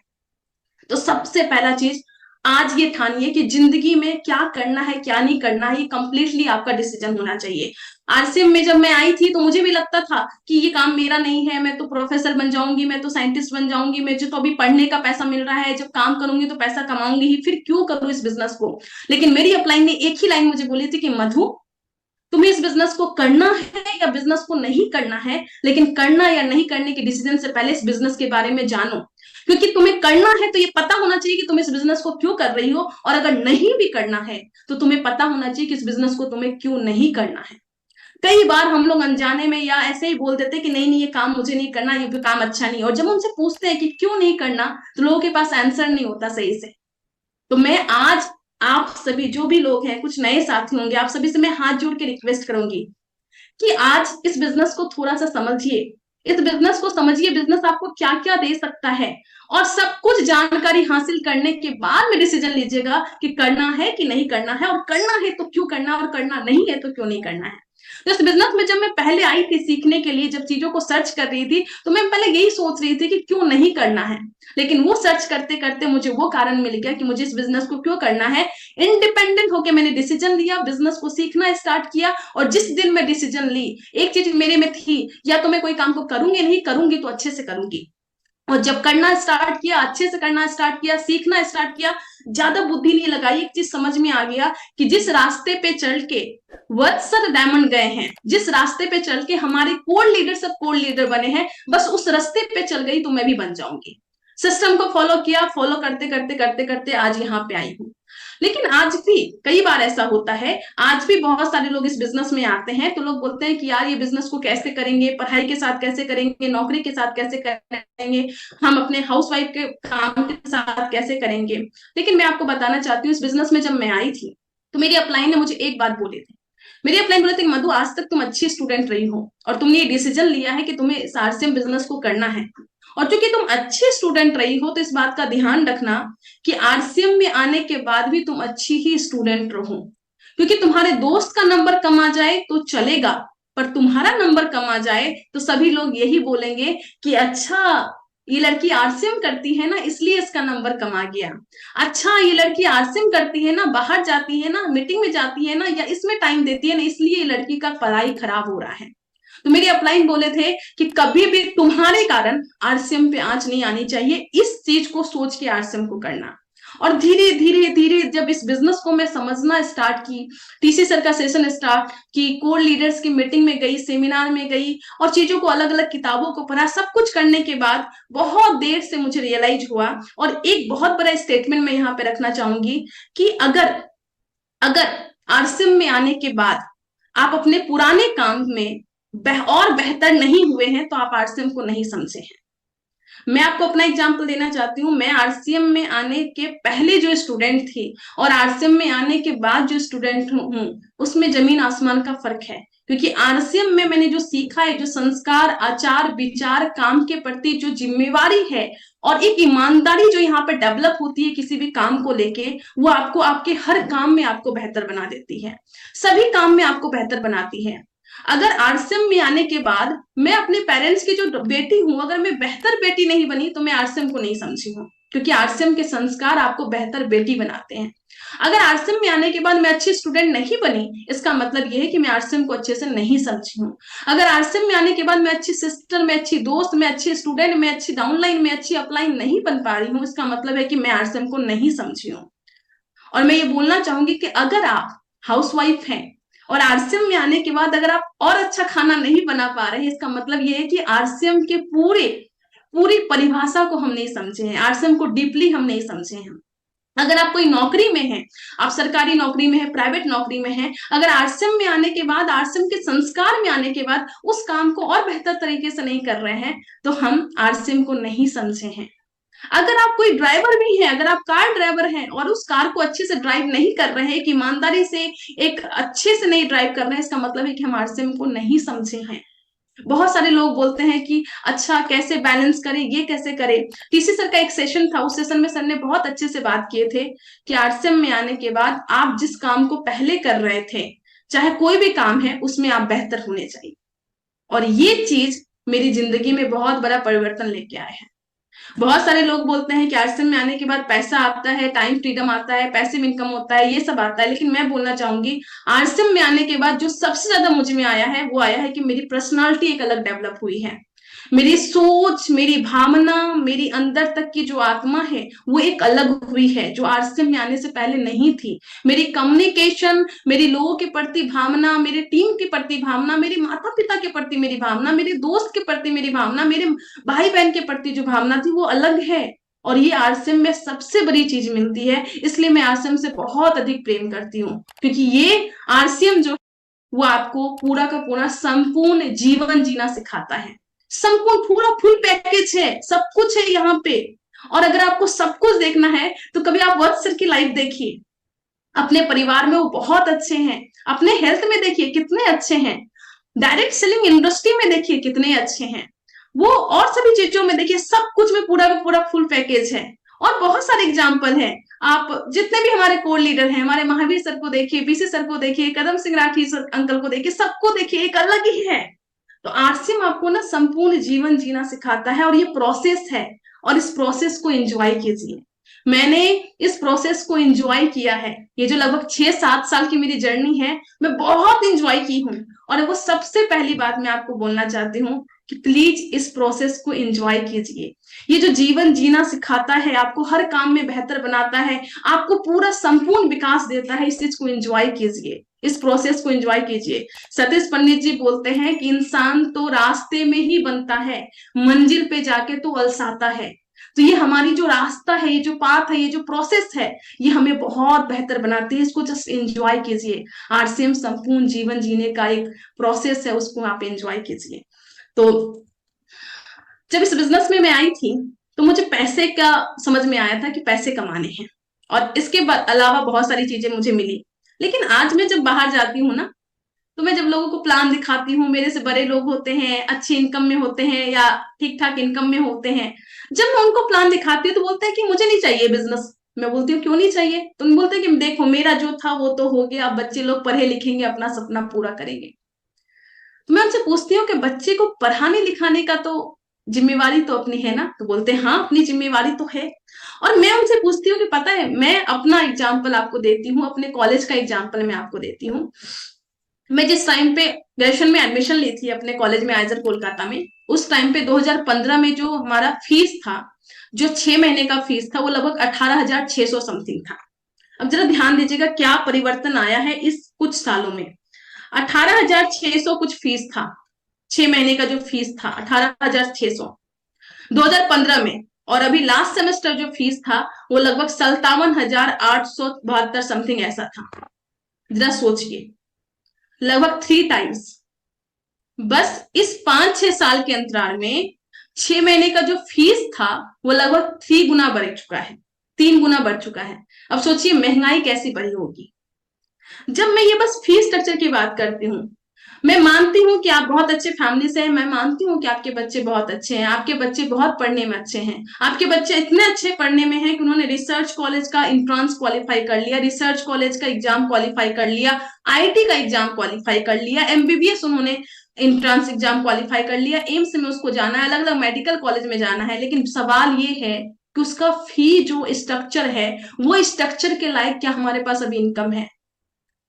और ये चीज मुझे ना बहुत खलती है कि अगर हिंदुस्तान में हम लोग अपने बच्चे को सही जगह पे एजुकेशन नहीं दिलवा पाए तो क्या होगा। ये बहुत सारे डेटा है, आप देख सकते हैं कि लगभग 3 गुना आईआईटी का फीस बढ़ा है। अभी पिछले साल मुझे मौका मिला था आईआईटी मुंबई जाने का, और वहां पे जो बच्चे थे, वहां के स्टूडेंट थे, वो रोड पे आ गए थे, वो अनशन कर रहे थे इस बात पे कि फीस को कम करो, कम करो, कम करो। लगभग दिन भर भूखे प्यासे उन्होंने अनशन किया था, वो रोड पे आ गए थे, बहुत नारेबाजी कर रहे थे, सब कुछ कर रहे थे, लेकिन हुआ क्या? नथिंग, कोई नहीं सुना, और फीस वैसा ही रहा। आप देखिए अलग अलग न्यूज़पेपर पे आपको दिखेगा 2 लाख से बढ़कर 24 लाख हो सकता है आईटी का फीस। आपके बच्चे बहुत इंटेलिजेंट हैं, आईटी में एडमिशन लेना चाह रहे हैं, और आईटी में एडमिशन के लिए उन्होंने एग्जाम क्वालिफाई कर लिया, सब कुछ कर लिया, पर आपके पास उसको देने के लिए अगर फी नहीं है तो फिर क्या होगा? और कितने सारे नौजवानों के सपनों को मैं मरते देखी हूं पैसे के कारण। और मैं नहीं चाहती कि आरसीएम के होते हुए, इस अपॉर्चुनिटी को होते हुए, और कोई मधुसूदी ऐसा हो जो मधुसूदी ये बोले कि मैं सरकारी स्कूल में पढ़ी क्योंकि प्राइवेट स्कूल में जाने का पैसा नहीं था। तो मैं आप सभी से हाथ जोड़ के निवेदन करूंगी, हम अपनी जिम्मेवारी को समझे। पैसा बट रहा है, मार्केट में भरा हुआ है, बस उस पैसे को आपको अपने घर कैसे लाना है इसके बारे में आपको समझना है, और उसका सबसे अच्छा सिस्टम आपके पास वो आरसीएम सिस्टम है।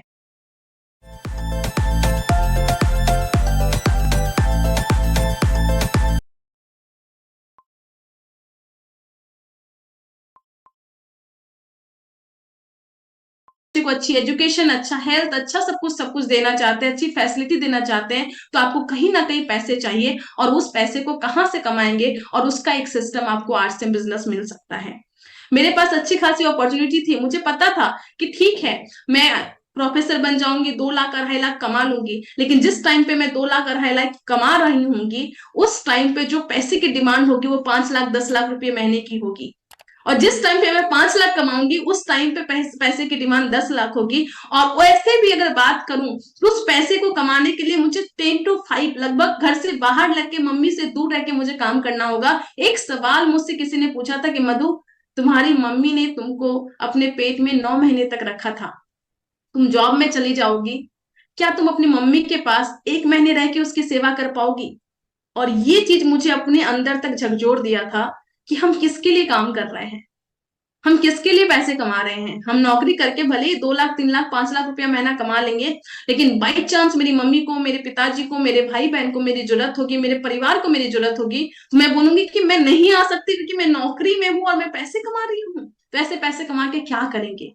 और ये सभी चीजें दिल में लगती थी, और मुझे लगता था कि ना 84 लाख योनियों के बाद में एक मानव जीवन मिला, एक इंसान बनी, और इंसान में भी सब कुछ मुझे ठीक ठाक मिला है भगवान की मदद दया से। मुझे सब कुछ है, आंख नाक कान सब कुछ ठीक है। ये सब कुछ ठीक होने के बावजूद भी, और ऐसे लोग जिनके आंख नहीं है, हाथ नहीं है, पैर नहीं है, वो लोग इतिहास रच रहे हैं, तो मैं क्या कर रही हूँ? और ये सभी चीजें अंदर तक, ये सब सवाल है, कभी आप अकेले कमरे में बैठिए और अपने से पूछिए, और ये सब सवाल आपको अंदर तक झकझोर देगा कि हम क्या कर रहे हैं। और ये सभी सवाल मुझे समझ में आया, मुझे लगा कि नहीं, जिंदगी को अलग तरीके से जीना है, और अलग तरीके से जीना है तो फिर मैंने आरसीएम करना स्टार्ट किया और पैसे कमाने के लिए काम करना स्टार्ट की। लेकिन सबसे पहले चीज थी वो थी, इस बिजनेस में अगर आप आए हैं तो आपको खुद को डेवलप करना होगा। अभी कुछ दिन पहले, कुछ महीने पहले महावीर सर का एक एलडीपी प्रोग्राम हुआ था, और सर बोले थे कि इस बिजनेस में करना क्या है, आपको 2 चीजें सीखनी है बेसिकली। तो मैं सोची थी बस 2 चीजें सीखनी है, लोग तो बहुत सारी चीजें बोलते हैं, तो उन्होंने बोला था कि नहीं 2 चीजें सीखनी है, पहला आरसीएम के प्रोडक्ट के बारे में और दूसरा लोगों के बारे में, क्योंकि ये बिजनेस लोगों का है, हमारा मेन प्रोडक्ट जो है लोगों का है। आप एक टीम बनाते हैं, टीम से टर्नओवर होता है, बिजनेस होता है, और उस बिजनेस से आप यहाँ पे पैसे कमाते हैं। तो आपको लोगों के बारे में सोचना है, लोगों के बारे में सीखना है। अब सोचिए लोगों के बारे में सीखना है, और जब लोगों के बारे में सीखना है तो एक चीज मैंने सीखा है, और एक चीज सतीश पंडित जी की एक टेप है एडिफिकेशन, उसमें 8वें पॉइंट में वो बताते हैं कि हर एक व्यक्ति का बेसिक स्वभाव कभी भी शासन करने का नहीं होता है, बल्कि शासित होने का होता है। हर कोई चाहता है कि मुझे कोई गाइड करे, हर कोई चाहता है मेरा मार्गदर्शन करे, हर कोई चाहता है कि मुझे लोग रास्ता दिखाएं, लेकिन कैसे? अपने से योग्य व्यक्ति से। हमेशा आज मैंने जब मेरा यूएस का प्रोग्राम था, मैंने बहुत सारे लोगों से आशीर्वाद ली, बहुत सारे लोगों को पर्सनली फोन भी की, मैसेज की कि आपकी आशीर्वाद की आज मुझे जरूरत है। लेकिन मैं किनको मैसेज की हूँ? जो मेरे से योग्य थे, जो मेरे से बेहतर हैं, जो मेरे से ऊपर हैं। तो हर व्यक्ति शासित होना चाहता है, मैं खुद शासित होना चाहती हूँ, पर अपने से योग्य व्यक्ति के। अब जरा सोचिए, इस बिजनेस में आप आते हैं, आपका नेटवर्क बनता है, आपके नेटवर्क में बहुत सारे लोग आते हैं, और खासकर आज की जो बातचीत है मैं ये यूथ से करना चाहती हूँ, जो यंग लड़के और लड़कियां हैं। आपकी उम्र 19 साल है, और 19 साल की उम्र में, 20 साल की उम्र में एक बैंक के अधिकारी आपकी टीम में आते हैं, एक टीचर आपके आते हैं, एक हाउसवाइफ आते हैं जो आपकी मम्मी की उम्र के हैं, एक रिटायर्ड पर्सन जो आपके दादाजी की उम्र के हैं, वो आपके टीम में आते हैं। और वो सभी लोग आपकी टीम में आते हैं, और वो सभी लोग आपको आपके अपलाइन क्यों मानेंगे? आपको अपने मार्गदर्शक क्यों मानेंगे? क्यों आपको बोलेंगे कि आप मुझे गाइड कीजिए कि मैं रॉयल्टी अचीवर कैसे बनूं? ये सब कुछ तब होगा जब आप उनसे बेहतर होंगे। और बेहतर का मतलब ये नहीं है कि हम उनसे एज में, पैसे में, एजुकेशन में नहीं, हम उनसे उस चीज में जो आरसीएम की डिमांड है। आरसीएम को करने के लिए जिन जिन क्वालिटी चाहिए, उन सभी क्वालिटी में हमें बेहतर बनना है। मैं पीएचडी कर रही हूँ अभी, जियो फिजिक्स में मैं हूँ। जियो फिजिक्स वाले सब्जेक्ट में भले ही मैं पीएचडी कर रही हूँ, पर वो पीएचडी मेरे आरसीएम में कोई काम नहीं आता। आरसीएम में करना तो मुझे वही 21 नियम है, 6 बेसिक, 8 कोर स्टेप, 7 कार्डिनल, और उसमें मुझे परिपूर्ण होना है, और वो चीज अपने आप को डेवलप करना है। तो ये लोगों का बिजनेस है, और इस बिजनेस में जब मैं आई तो सबसे पहले मुझे समझ में आया कि मुझे खुद को डेवलप करना होगा, और मैंने अपनी मेहनत उस पर लगा दी। मुझे नहीं आता था आरसीएम का प्लान, मुझे नहीं पता था कुछ भी। एनिवर्सरी प्रोग्राम से आई थी, अपलाइन चले गए थे बिहार, फिर से मैं बोली कि सर बिजनेस करना है, कैसे करना होगा? सर बोले थे तुम आओ। मैं कोलकाता से 16 घंटे ट्रैवल करके अपने अपलाइन के पास गई थी, और उनके पास जाके बैठ के उन्होंने मुझे मार्केटिंग प्लान बताया था। उन्होंने मुझे 6 बेसिक, 8 कोर स्टेप, 7 कार्डिनल बताया था, और कुछ और जानकारियां उन्होंने दी थी। बोले थे मधु यही सब कुछ है, इस पे तुम्हें काम करना है। मैं बोली बस इतना सा करने से हो जाएगा? उन्होंने बोला था कि हाँ। और उस दिन मुझे रियलाइज हुआ था, एक चीज मैंने उस दिन डिसीजन लिया था कि मैं कोलकाता में रहती हूँ, मेरी जो अपलाइन है वो बिहार में रहती है, यानी कि मेरी अपलाइन वेस्ट बंगाल से नहीं आएगी प्लान दिखाने के लिए, वेस्ट बंगाल से नहीं आएगी होम मीटिंग करने के लिए, वेस्ट बंगाल से नहीं आएगी 16-16 घंटे ट्रेवल करके ट्रेन से, 16 घंटे बाय ट्रेन में बोल रही हूँ, ट्रेन से नहीं आएगी वो सब कुछ करने के लिए। उस दिन मुझे रियलाइज हो गया था कि इस बिजनेस को मुझे खुद से बिल्ड करना है। इस बिजनेस में जब आते हैं तो आपको बोला जाता है इंडिपेंडेंट बिजनेस ओनर, लेकिन बात यह है कि बोला तो जाता है, हम अपने नाम के आगे आईबीओ लगा तो देते हैं, पर मानते कितने लोग हैं? इस बिजनेस में मुझे लगता है कि मेरी स्पीड, मेरी कामयाबी का एक बहुत बड़ा राज ये था कि पहले दिन से मुझे समझ में आ गया था कि बिजनेस मेरा है, मुझे बिल्ड करना है, सब कुछ मुझे करना है। और उस दिन से होम मीटिंग हो, प्लान हो, 1-to-1 हो, सेमिनार हो, सब जगह सब कुछ मैंने खुद से किया। सीखती गई, करती गई, सीखती गई, करती गई, सीखती गई, करती गई, और करते करते करते करते करते करते आज एमरॉल्ड की पोजीशन पे हूँ। आज बहुत सारे लोग बात करते हैं एआई एआई एआई एआई, और बहुत सारे लोग बोलते हैं एआई से जॉब चला जाएगा, ऐसा हो जाएगा, वैसा हो जाएगा, वैसा हो जाएगा। लेकिन मैं आपको एक स्टेटमेंट यहाँ पे देना चाहती हूँ। बहुत सारी डिस्कशन होती है, बहुत सारी चीजें होती है। मैं आपको बोलना चाहूंगी कि आप जिस एआई से डर रहे हैं ना, एआई आपकी जॉब नहीं लेगी। AI will not take your job, but rather people who know how to use AI will take your job. मतलब क्या है कि एआई कभी भी आपकी नौकरी नहीं छीनती है, लेकिन जो एआई को जानता है कि कैसे हमें उसको यूज करना है, वो जरूर छीन लेंगे। यहाँ मैं बोलना चाहूंगी कि आप एआई से डरिए मत, आप अपने आप को डेवलप कीजिए, आप एआई को सीखिए। मैं भी एआई सीख रही हूँ, मैं सीख रही हूँ कि कैसे काम करता है, मैं ये सीख रही हूँ कि इसको सीख के हम आरसीएम को कैसे डेवलप कर सकते हैं। और यहाँ पे सबसे बड़ी चीज मैं बोलना चाहूंगी, समय के साथ बहुत सारे परिवर्तन होंगे, जो जो इस परिवर्तन के साथ अपने आप को ढालते जाएंगे ढालते जाएंगे ढालते जाएंगे, वो हमेशा शीर्ष मुकाम पे पहुंचते जाएंगे। हाँ, जॉब जाएगी, किनकी जॉब जाएगी? उनकी जो मीडियोकर है, जो बीच वाले हैं, जो एवरेज वाली जिंदगी को जी रहे हैं, उनकी जॉब जाएगी। तो अपने आप को एवरेज से ऊपर लेके आइए। जो भी चीजें आती है, जो भी टेक्नोलॉजी आती है, कंप्यूटर के आने से नौकरी नहीं गई थी, जिसने कंप्यूटर चलाना सीख लिया था उस व्यक्ति के कारण से नौकरी गई थी। तो एआई के कारण से जॉब नहीं जाएगी, एआई को जो यूज करना जान जाएगा उसके कारण से जॉब जाएगी। तो अपने आप को इस तरीके से डेवलप कीजिए कि आप एआई को सीखिए, कि ताकि आप अपने काम में और कैसे बेहतर हो सके। हम जितनी जल्दी परिवर्तन को स्वीकार करेंगे उतनी जल्दी आगे बढ़ेंगे। जो लोग अभी नेटवर्क मार्केटिंग को नहीं समझते हैं, नेटवर्क मार्केटिंग में सोचते हैं कि यार ये काम कैसा है, नहीं है, मतलब वो तय समय के अनुसार अपने आप को परिवर्तन नहीं कर रहे हैं, इसलिए वो पीछे छूट रहे हैं। तो एआई को सीखिए, इसको यूटिलाइज कीजिए और देखिए कि आपके बिजनेस को कितना वो बिल्ड कर सकता है। अब बात करते हैं कि ये सब बात तो ठीक है, लेकिन इस बिजनेस में करना क्या है। मैं आपको बार बार एक चीज बोलना चाहूंगी, इस बिजनेस में और सबसे बड़ा मोटिवेशन अगर किसी चीज को है, वो ये है कि आपको अच्छा खाना चाहिए, अच्छा कपड़ा चाहिए, अच्छा एजुकेशन चाहिए, अच्छा हेल्थ चाहिए, सब कुछ चाहिए। तो ये सब कुछ के लिए कहीं ना कहीं आपको पैसा चाहिए। हम लोग दिक्कत क्या करते हैं, आरसीएम बिजनेस में आते हैं और आरसीएम बिजनेस में आके हमें समझ ही नहीं आता कि हमें करना क्या है। लेकिन जो यूथ है, जो यंग लोग हैं, मैं आप लोगों को बोलना चाहूंगी कि हमें ये समझना होगा कि हमें करना क्या है। हमें सबसे पहले चीज चाहिए, जिस टाइम पे मैं एनिवर्सरी प्रोग्राम में बैठी थी और बैठने के बाद में मैंने सोची थी कि मुझे इस बिजनेस में रॉयल्टी इनकम चाहिए, वो मेरा गोल बन गया था। और उस टाइम पे जो रॉयल्टी इनकम में इनकम आती थी वो 20,000 की आती थी, और मेरा गोल बन गया था कि मुझे 20,000 की इनकम चाहिए। और मैं अपने अपलाइन को फोन करके बोली थी कि सर 20,000 की इनकम कैसे कमाना, ये बताइए। लेकिन दिक्कत ये है कि हमें आरसीएम बिजनेस में आज के यूथ ज्वाइन करते हो, उन्हें पता ही नहीं, उनका गोल ही सेटिंग नहीं होता है कि हमें कब तक 20,000 की इनकम लेनी है। और ये 20,000 की इनकम बहुत क्रिटिकल इनकम है। ये इनकम वो है जो आपकी बाउंड्री को पार करता है, जो आपको बहुत आगे तक लेके जा सकता है। जितनी जल्दी आप 20,000 की इनकम तक पहुंचते हैं, इसका मतलब ये है कि 20,000 की इनकम मैं मानती हूँ कि आरसीएम करना आप सीख जाते हैं। मैं एक चार्ट यहाँ पे आपको दिखा रही हूँ। हम जो भी लोग हैं ना, आप इस तरीके से अपने आप को सोचिए कि मैं आऊं और आने के बाद 1 साल के अंदर मुझे 20,000 की इनकम चाहिए, 20-25,000 की, मतलब कि 1 साल के अंदर आप डिसीजन लीजिए कि आप स्टार पिन अपना कीजिए। आप अपना स्टार का पिन कीजिए। और मेरी अपलाइन हमेशा बोलते हैं कि आरसीएम सिस्टम में 2 तरह के लोग होते हैं। एक होते हैं जो पिन अचीवर होते हैं, और एक होते हैं जो लीडर होते हैं। पिन अचीवर वो होते हैं जो एक टीम पे काम करते हैं, और लीडर वो होते हैं जो अपने दोनों टीम पे काम करते हैं। टेक्निकल का जो बिजनेस होता है वो 5 लाख का होता है, और उसके बाद जो है दोनों लेग बैलेंस चलती है। तो क्यों ना कोई नया आदमी अगर हम आता है तो उनको पहले दिन से हम वो समझा दे कि आपको अपनी दोनों टीम को बैलेंस करके चलना है। और पहले महीने में उनको बताएं कि ज्यादा नहीं, पहले महीने में बस आपको 5,000 का बिजनेस करना है, अपनी दोनों टीम को डेवलप करना है, 5,000 की बिजनेस करना है। पहले महीने में बस 10,000 का बिजनेस होगा। दूसरे महीने में बस उसको थोड़ा सा डबल कीजिए, इसको थोड़ा सा आगे लेके जाइए, और दूसरे महीने में आपका बिगनर हो जाना चाहिए। मैंने बहुत इजी बात की है, लेकिन होता क्या है, इस बिजनेस में हम लोग आते हैं, ज्वाइन करते हैं, 3-3 महीने तक अपना बिगनर का पिन नहीं निकाल पाते हैं। तो यानी कि हम बहुत स्लो चल रहे हैं। फिर उसके बाद उस बिजनेस को थोड़ा सा और आगे बढ़ाइए, 30,000 पे लेके आइए, फिर 40,000 पे लेके आइए, 55,000 पे लेके आइए, और 6 महीने होते होते आप अपना ओपनर क्वालिफाई कीजिए।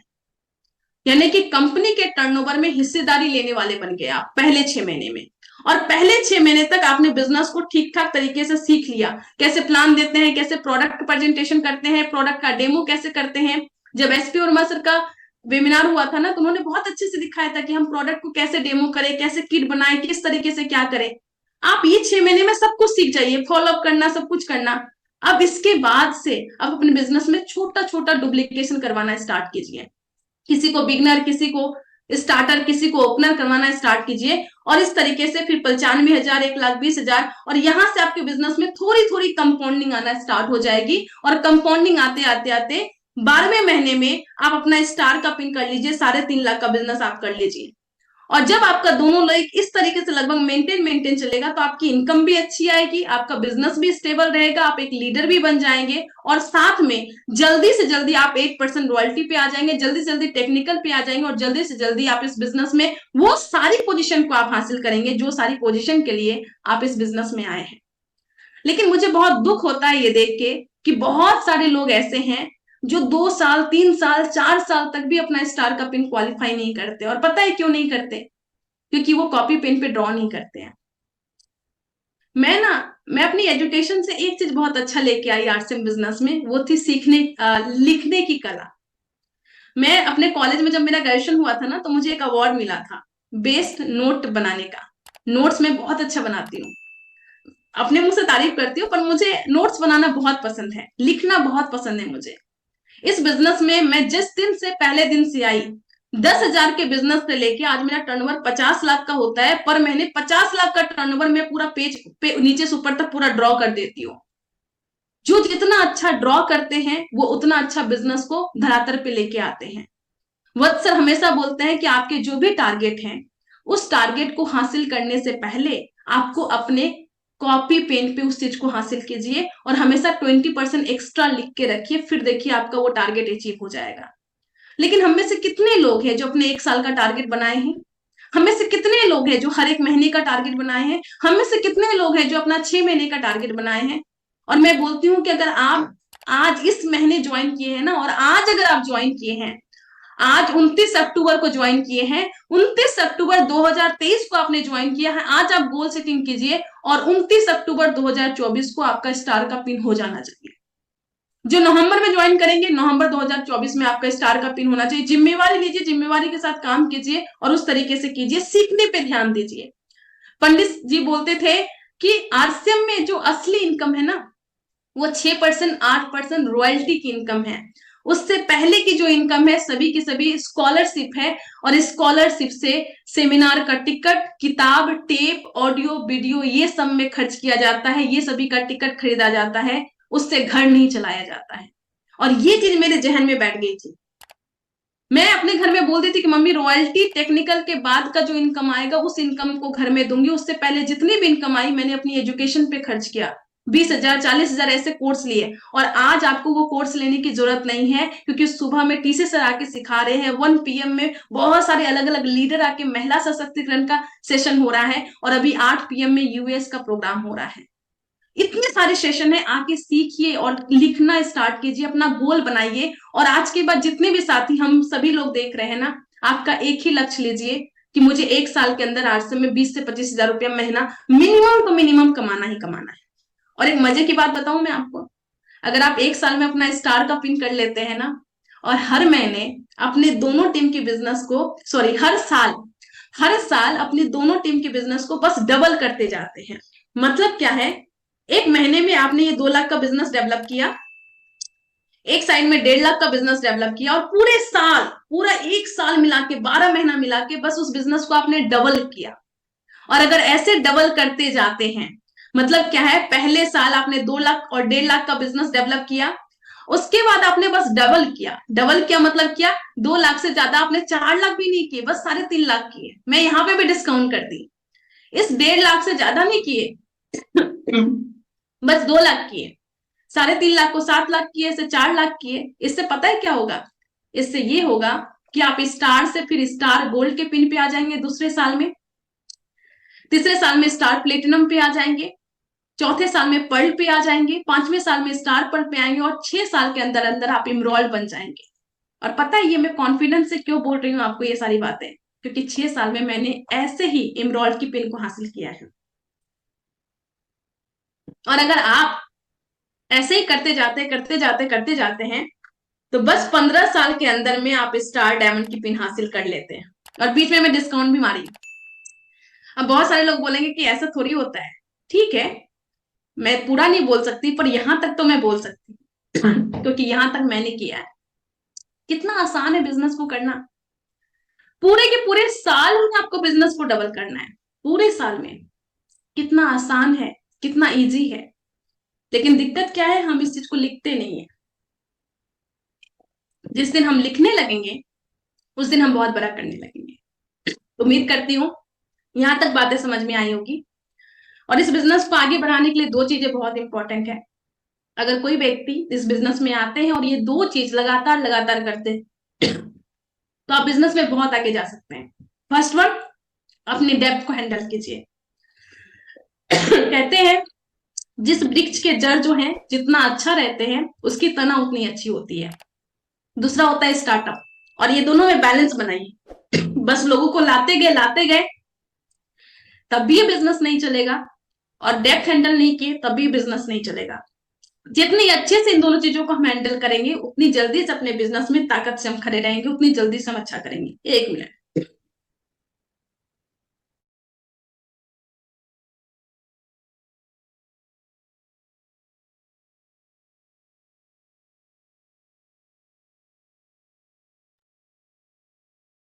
माफ कीजिएगा, थोड़ा सा गला खराब है। तो ये 2 चीज को हम बैलेंस करेंगे। अब आती हूं मैं अपने लास्ट स्लाइड पे। ये लास्ट स्लाइड है। वीजा से हर पेमेंट होती है टोकनाइज्ड, यानी कि एकदम सेफ। टैप टू पे विद वीजा, सेफ रहने का स्मार्ट तरीका। पर ये सबसे इंपॉर्टेंट, और इसके बाद का स्लाइड थोड़ा इंपॉर्टेंट होगा। इस बिजनेस में मुझे लगता है कि अगर हम 3 से 4 घंटे निकालते हैं और 3 से 4 घंटे में ये 4 काम अगर हमने अच्छे से कर लिया तो इस बिजनेस में हम बहुत ऊपर तक जा सकते हैं। फर्स्ट वन, सीखना है हमें। दूसरा, प्रोस्पेक्टिंग करना है। तीसरा, फॉलोअप करना है। और चौथा जो चीज है वो है टीम बॉन्डिंग करना है। टीम बॉन्डिंग अपलाइन से भी और डाउनलाइन से भी, लाइफ लाइन से भी। ये चीज जितनी अच्छी से आप करेंगे, ये बिजनेस जो है ना पूरा पूरा रिश्ता बनाने का है। मुझे याद है इस बिजनेस में जब से मैं आई हूं तब से कोई ऐसा 1-2 दिन होगा जिस दिन मैं अपने अपलाइन से बात नहीं की। अगर आप पंडित जी की एक टेप सुनेंगे योर 10%, तो उसमें बोला गया है कि बिजनेस को खरा आप भले ही कर दीजिए, लेकिन बिजनेस को बड़ा करने के लिए आपको आपके अपलाइन का सपोर्ट का जरूरत चाहिए होता है। और अपलाइन का सपोर्ट तब आपको मिलेगा जब अपलाइन से आप बहुत अच्छे कनेक्टेड होंगे। इस बिजनेस में आपको बड़ी पिन दिलाने का काम जो होता है वो आपकी अपलाइन करते। बहुत सारे लोग बोलते हैं नहीं ये क्या उल्टा बोल रहे हैं। इस चीज को जानने के लिए आप सतीश पंडित जी की योर 10% वाली टेप सुनिए, उसमें बहुत अच्छे से उन्होंने बताया है। तो टीम बॉन्डिंग लिखिए, और जब भी हम किसी से सीखने के लिए जाएं तो कृतज्ञ होके जाएं, उनके सामने झुक के जाएं, क्योंकि अगर आपको झरने का पानी पीना है तो झुक के जाना पड़ेगा। तो झुक के सीखिए अपलाइन के प्रति, मतलब कि कहते हैं ना सब कुछ अपलाइन है इस बिजनेस में। एक अच्छी बॉन्डिंग बनाइए। एक्शन प्लान में आप हमेशा, बहुत जब मेरा पर्ल हुआ था, स्टार पर्ल हुआ था, मेरे पास फोन आता था, लोग बोलते थे कि आपने कैसे किया। मैं बोलती थी बस वही 21 नियम, जिसको एसपी वर्मा से बोलते हैं 786, 6 basic, 8 core step, 7 cardinal rule. लोग बोलते थे मैडम कुछ और बताइए, मैम कुछ और बताइए। मैं बोलती कि मैं कोई मंत्र नहीं जानती उस बिजनेस में। ये बिजनेस का सबसे बड़ा मंत्र यही है कि हमें यही करना है, और ये चीज जितनी अच्छे से करते जाएंगे, पर डे करते जाएंगे, उतना बड़ा हम लोग काम कर सकते हैं। मेरी कामयाबी का सबसे अच्छा राज यही है कि मैं आज तक एक सिंगल डे भी नहीं होगा जिस दिन मैं ये बोलूं कि मैं 6 बेसिक फॉलो नहीं की। हर एक दिन मैं 6 बेसिक, हर एक दिन 8 कोर स्टेप, हर एक दिन 7 कार्डिनल फॉलो करती हूँ। इसलिए मैं आज यहाँ पे हूँ और मैं लगातार अपने आप को डेवलप कर रही हूँ, क्योंकि मुझे पता है इस बिजनेस का सब कुछ सर्वे सर्वा यही है।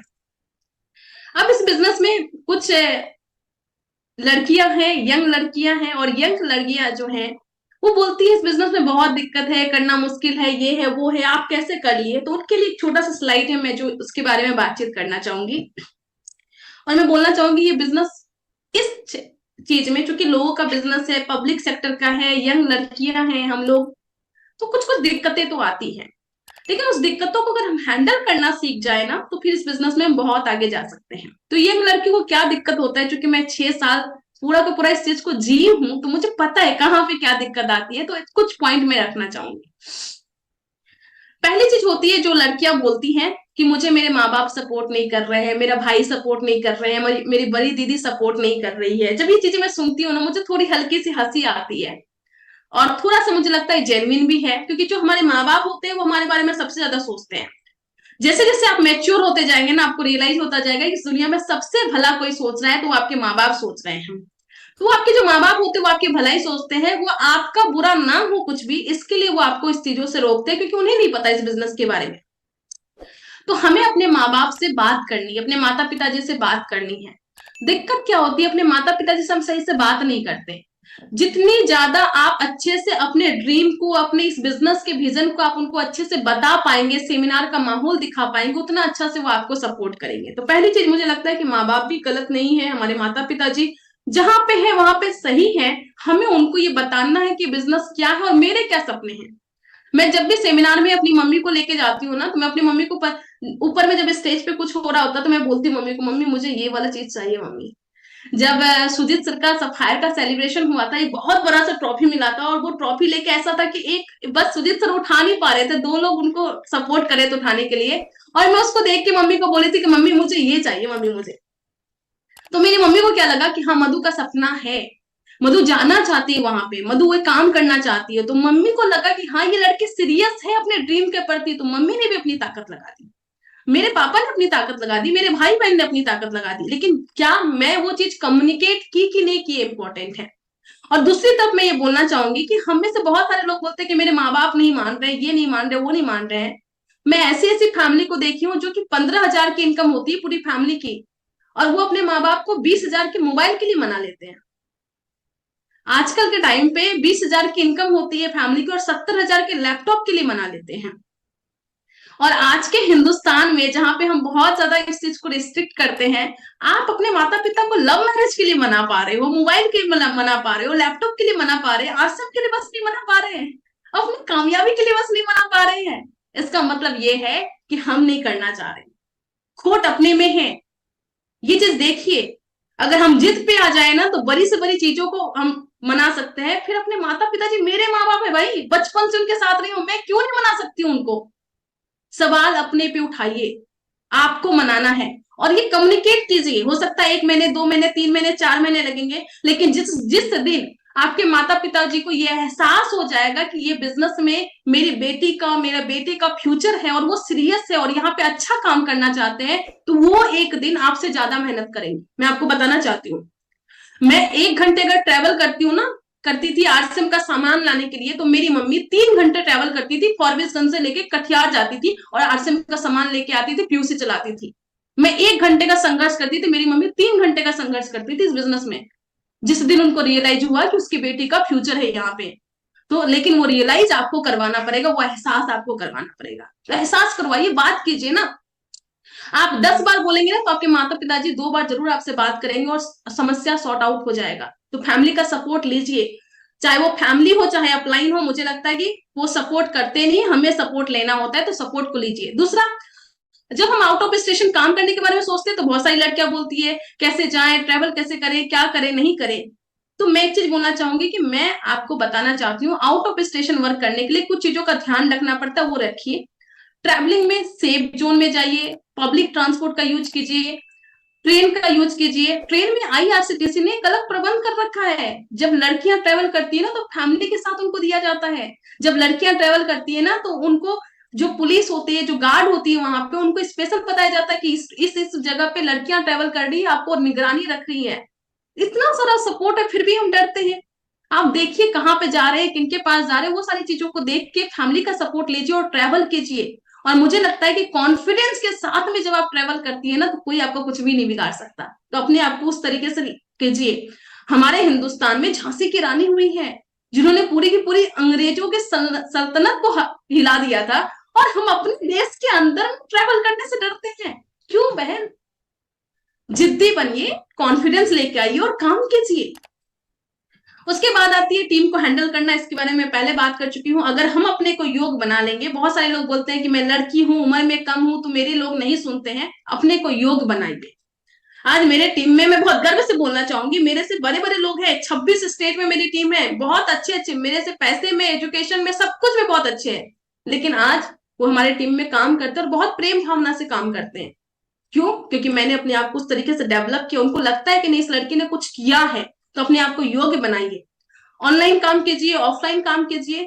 कई लोग बस ऑनलाइन के चक्कर में बैठे हुए हैं, दिन भर घर में बैठे रहते हैं, फेसबुक करते रहते हैं। तो भैया ऐसे बिजनेस नहीं होता, दीदी ऐसे बिजनेस नहीं होता। आप बाहर में जाइए, काम कीजिए, होम मीटिंग कीजिए। उसके फोटो जब आप अपलोड करेंगे ना ऑनलाइन, तब लोगों को लगेगा कि हाँ ये लड़की काम कर रही है, लड़का काम कर रहा है, तब लोग आपके साथ जुड़ेंगे। बस बैठ के फेसबुक करने से लोग आपके साथ नहीं जुड़ेंगे। तो थोड़ा सा इस चीज को ध्यान रखिए। हम कंफर्ट जोन में बैठ के काम करना चाहते हैं और हमें लगता है कि उसने कर लिया तो हम भी कर लेंगे, ऐसा कुछ नहीं है। आपको अपनी संघर्ष, अपना मेहनत खुद करना ही करना होगा। Last but not the least, अपनी पर्सनालिटी। इस बिजनेस में जब मैं आई थी तो मुझे बताया गया था कि मधु तुम लड़की हो और तुम्हें ये ध्यान रखना है कि जब तुम स्टेज पे जा रही हो ना, तो बहुत सारे माता पिताजी आए हैं और वो तुमको देख के डिसीजन लेंगे कि उनकी बेटी इस बिजनेस को करे या ना करे, तुम्हारे कंधे पे ये जिम्मेवारी है। तो बिहेव योर सेल्फ। उन्होंने मुझे बताया तुम्हारा ड्रेसिंग सेंस, और मैं बहुत लकी हूँ कि मेरी अपलाइन में मेरी मम्मी ने मुझे बहुत गाइड किया, मेरी अपलाइन ने मुझे बहुत गाइड किया। मेरी अपलाइन जो रूबी अचीवर है, रूपम किशोर आंटी, उन्होंने मुझे बहुत गाइड किया। उन्होंने बताया कि मधु तुम स्टेज पे जा रही हो तो तुम्हें बिहेव करना है, तुम्हें ध्यान रखना है कि जहां पे सब लोग खड़े हैं तो तुम्हें कैसे खड़े होना है, तुम्हें किस तरीके से बातचीत करनी है, तुम्हारी बॉडी लैंग्वेज कैसी हो, तुम अगर बैठ रही हो तो जिस चेयर पे बैठ रही हो उसके आसपास तुम्हारा माहौल कैसा है, कैसे तुम बिहेव कर रही हो, ये सब चीजों का ध्यान रखिए। क्योंकि आपको देख के कई माता पिता, कई भाई बहन ये डिसीजन लेंगे कि उसकी बहन इस बिजनेस को करेगी या नहीं करेगी। तो ये आपके कंधे पे बहुत बड़ी जिम्मेवारी है। अपनी पर्सनालिटी को मेंटेन कीजिए अच्छे से। बहुत सारे लोग इस बिजनेस में आते हैं, छोटा मोटा काम करते हैं और कुछ ऐसी गलतियां कर देते हैं जिसके कारण उसके घर वाले तो मना करते ही करते हैं और उसके आसपास के माहौल को भी खराब कर देते हैं। तो मैं हाथ जोड़ के विनती करूंगी, ये सब काम ना करें।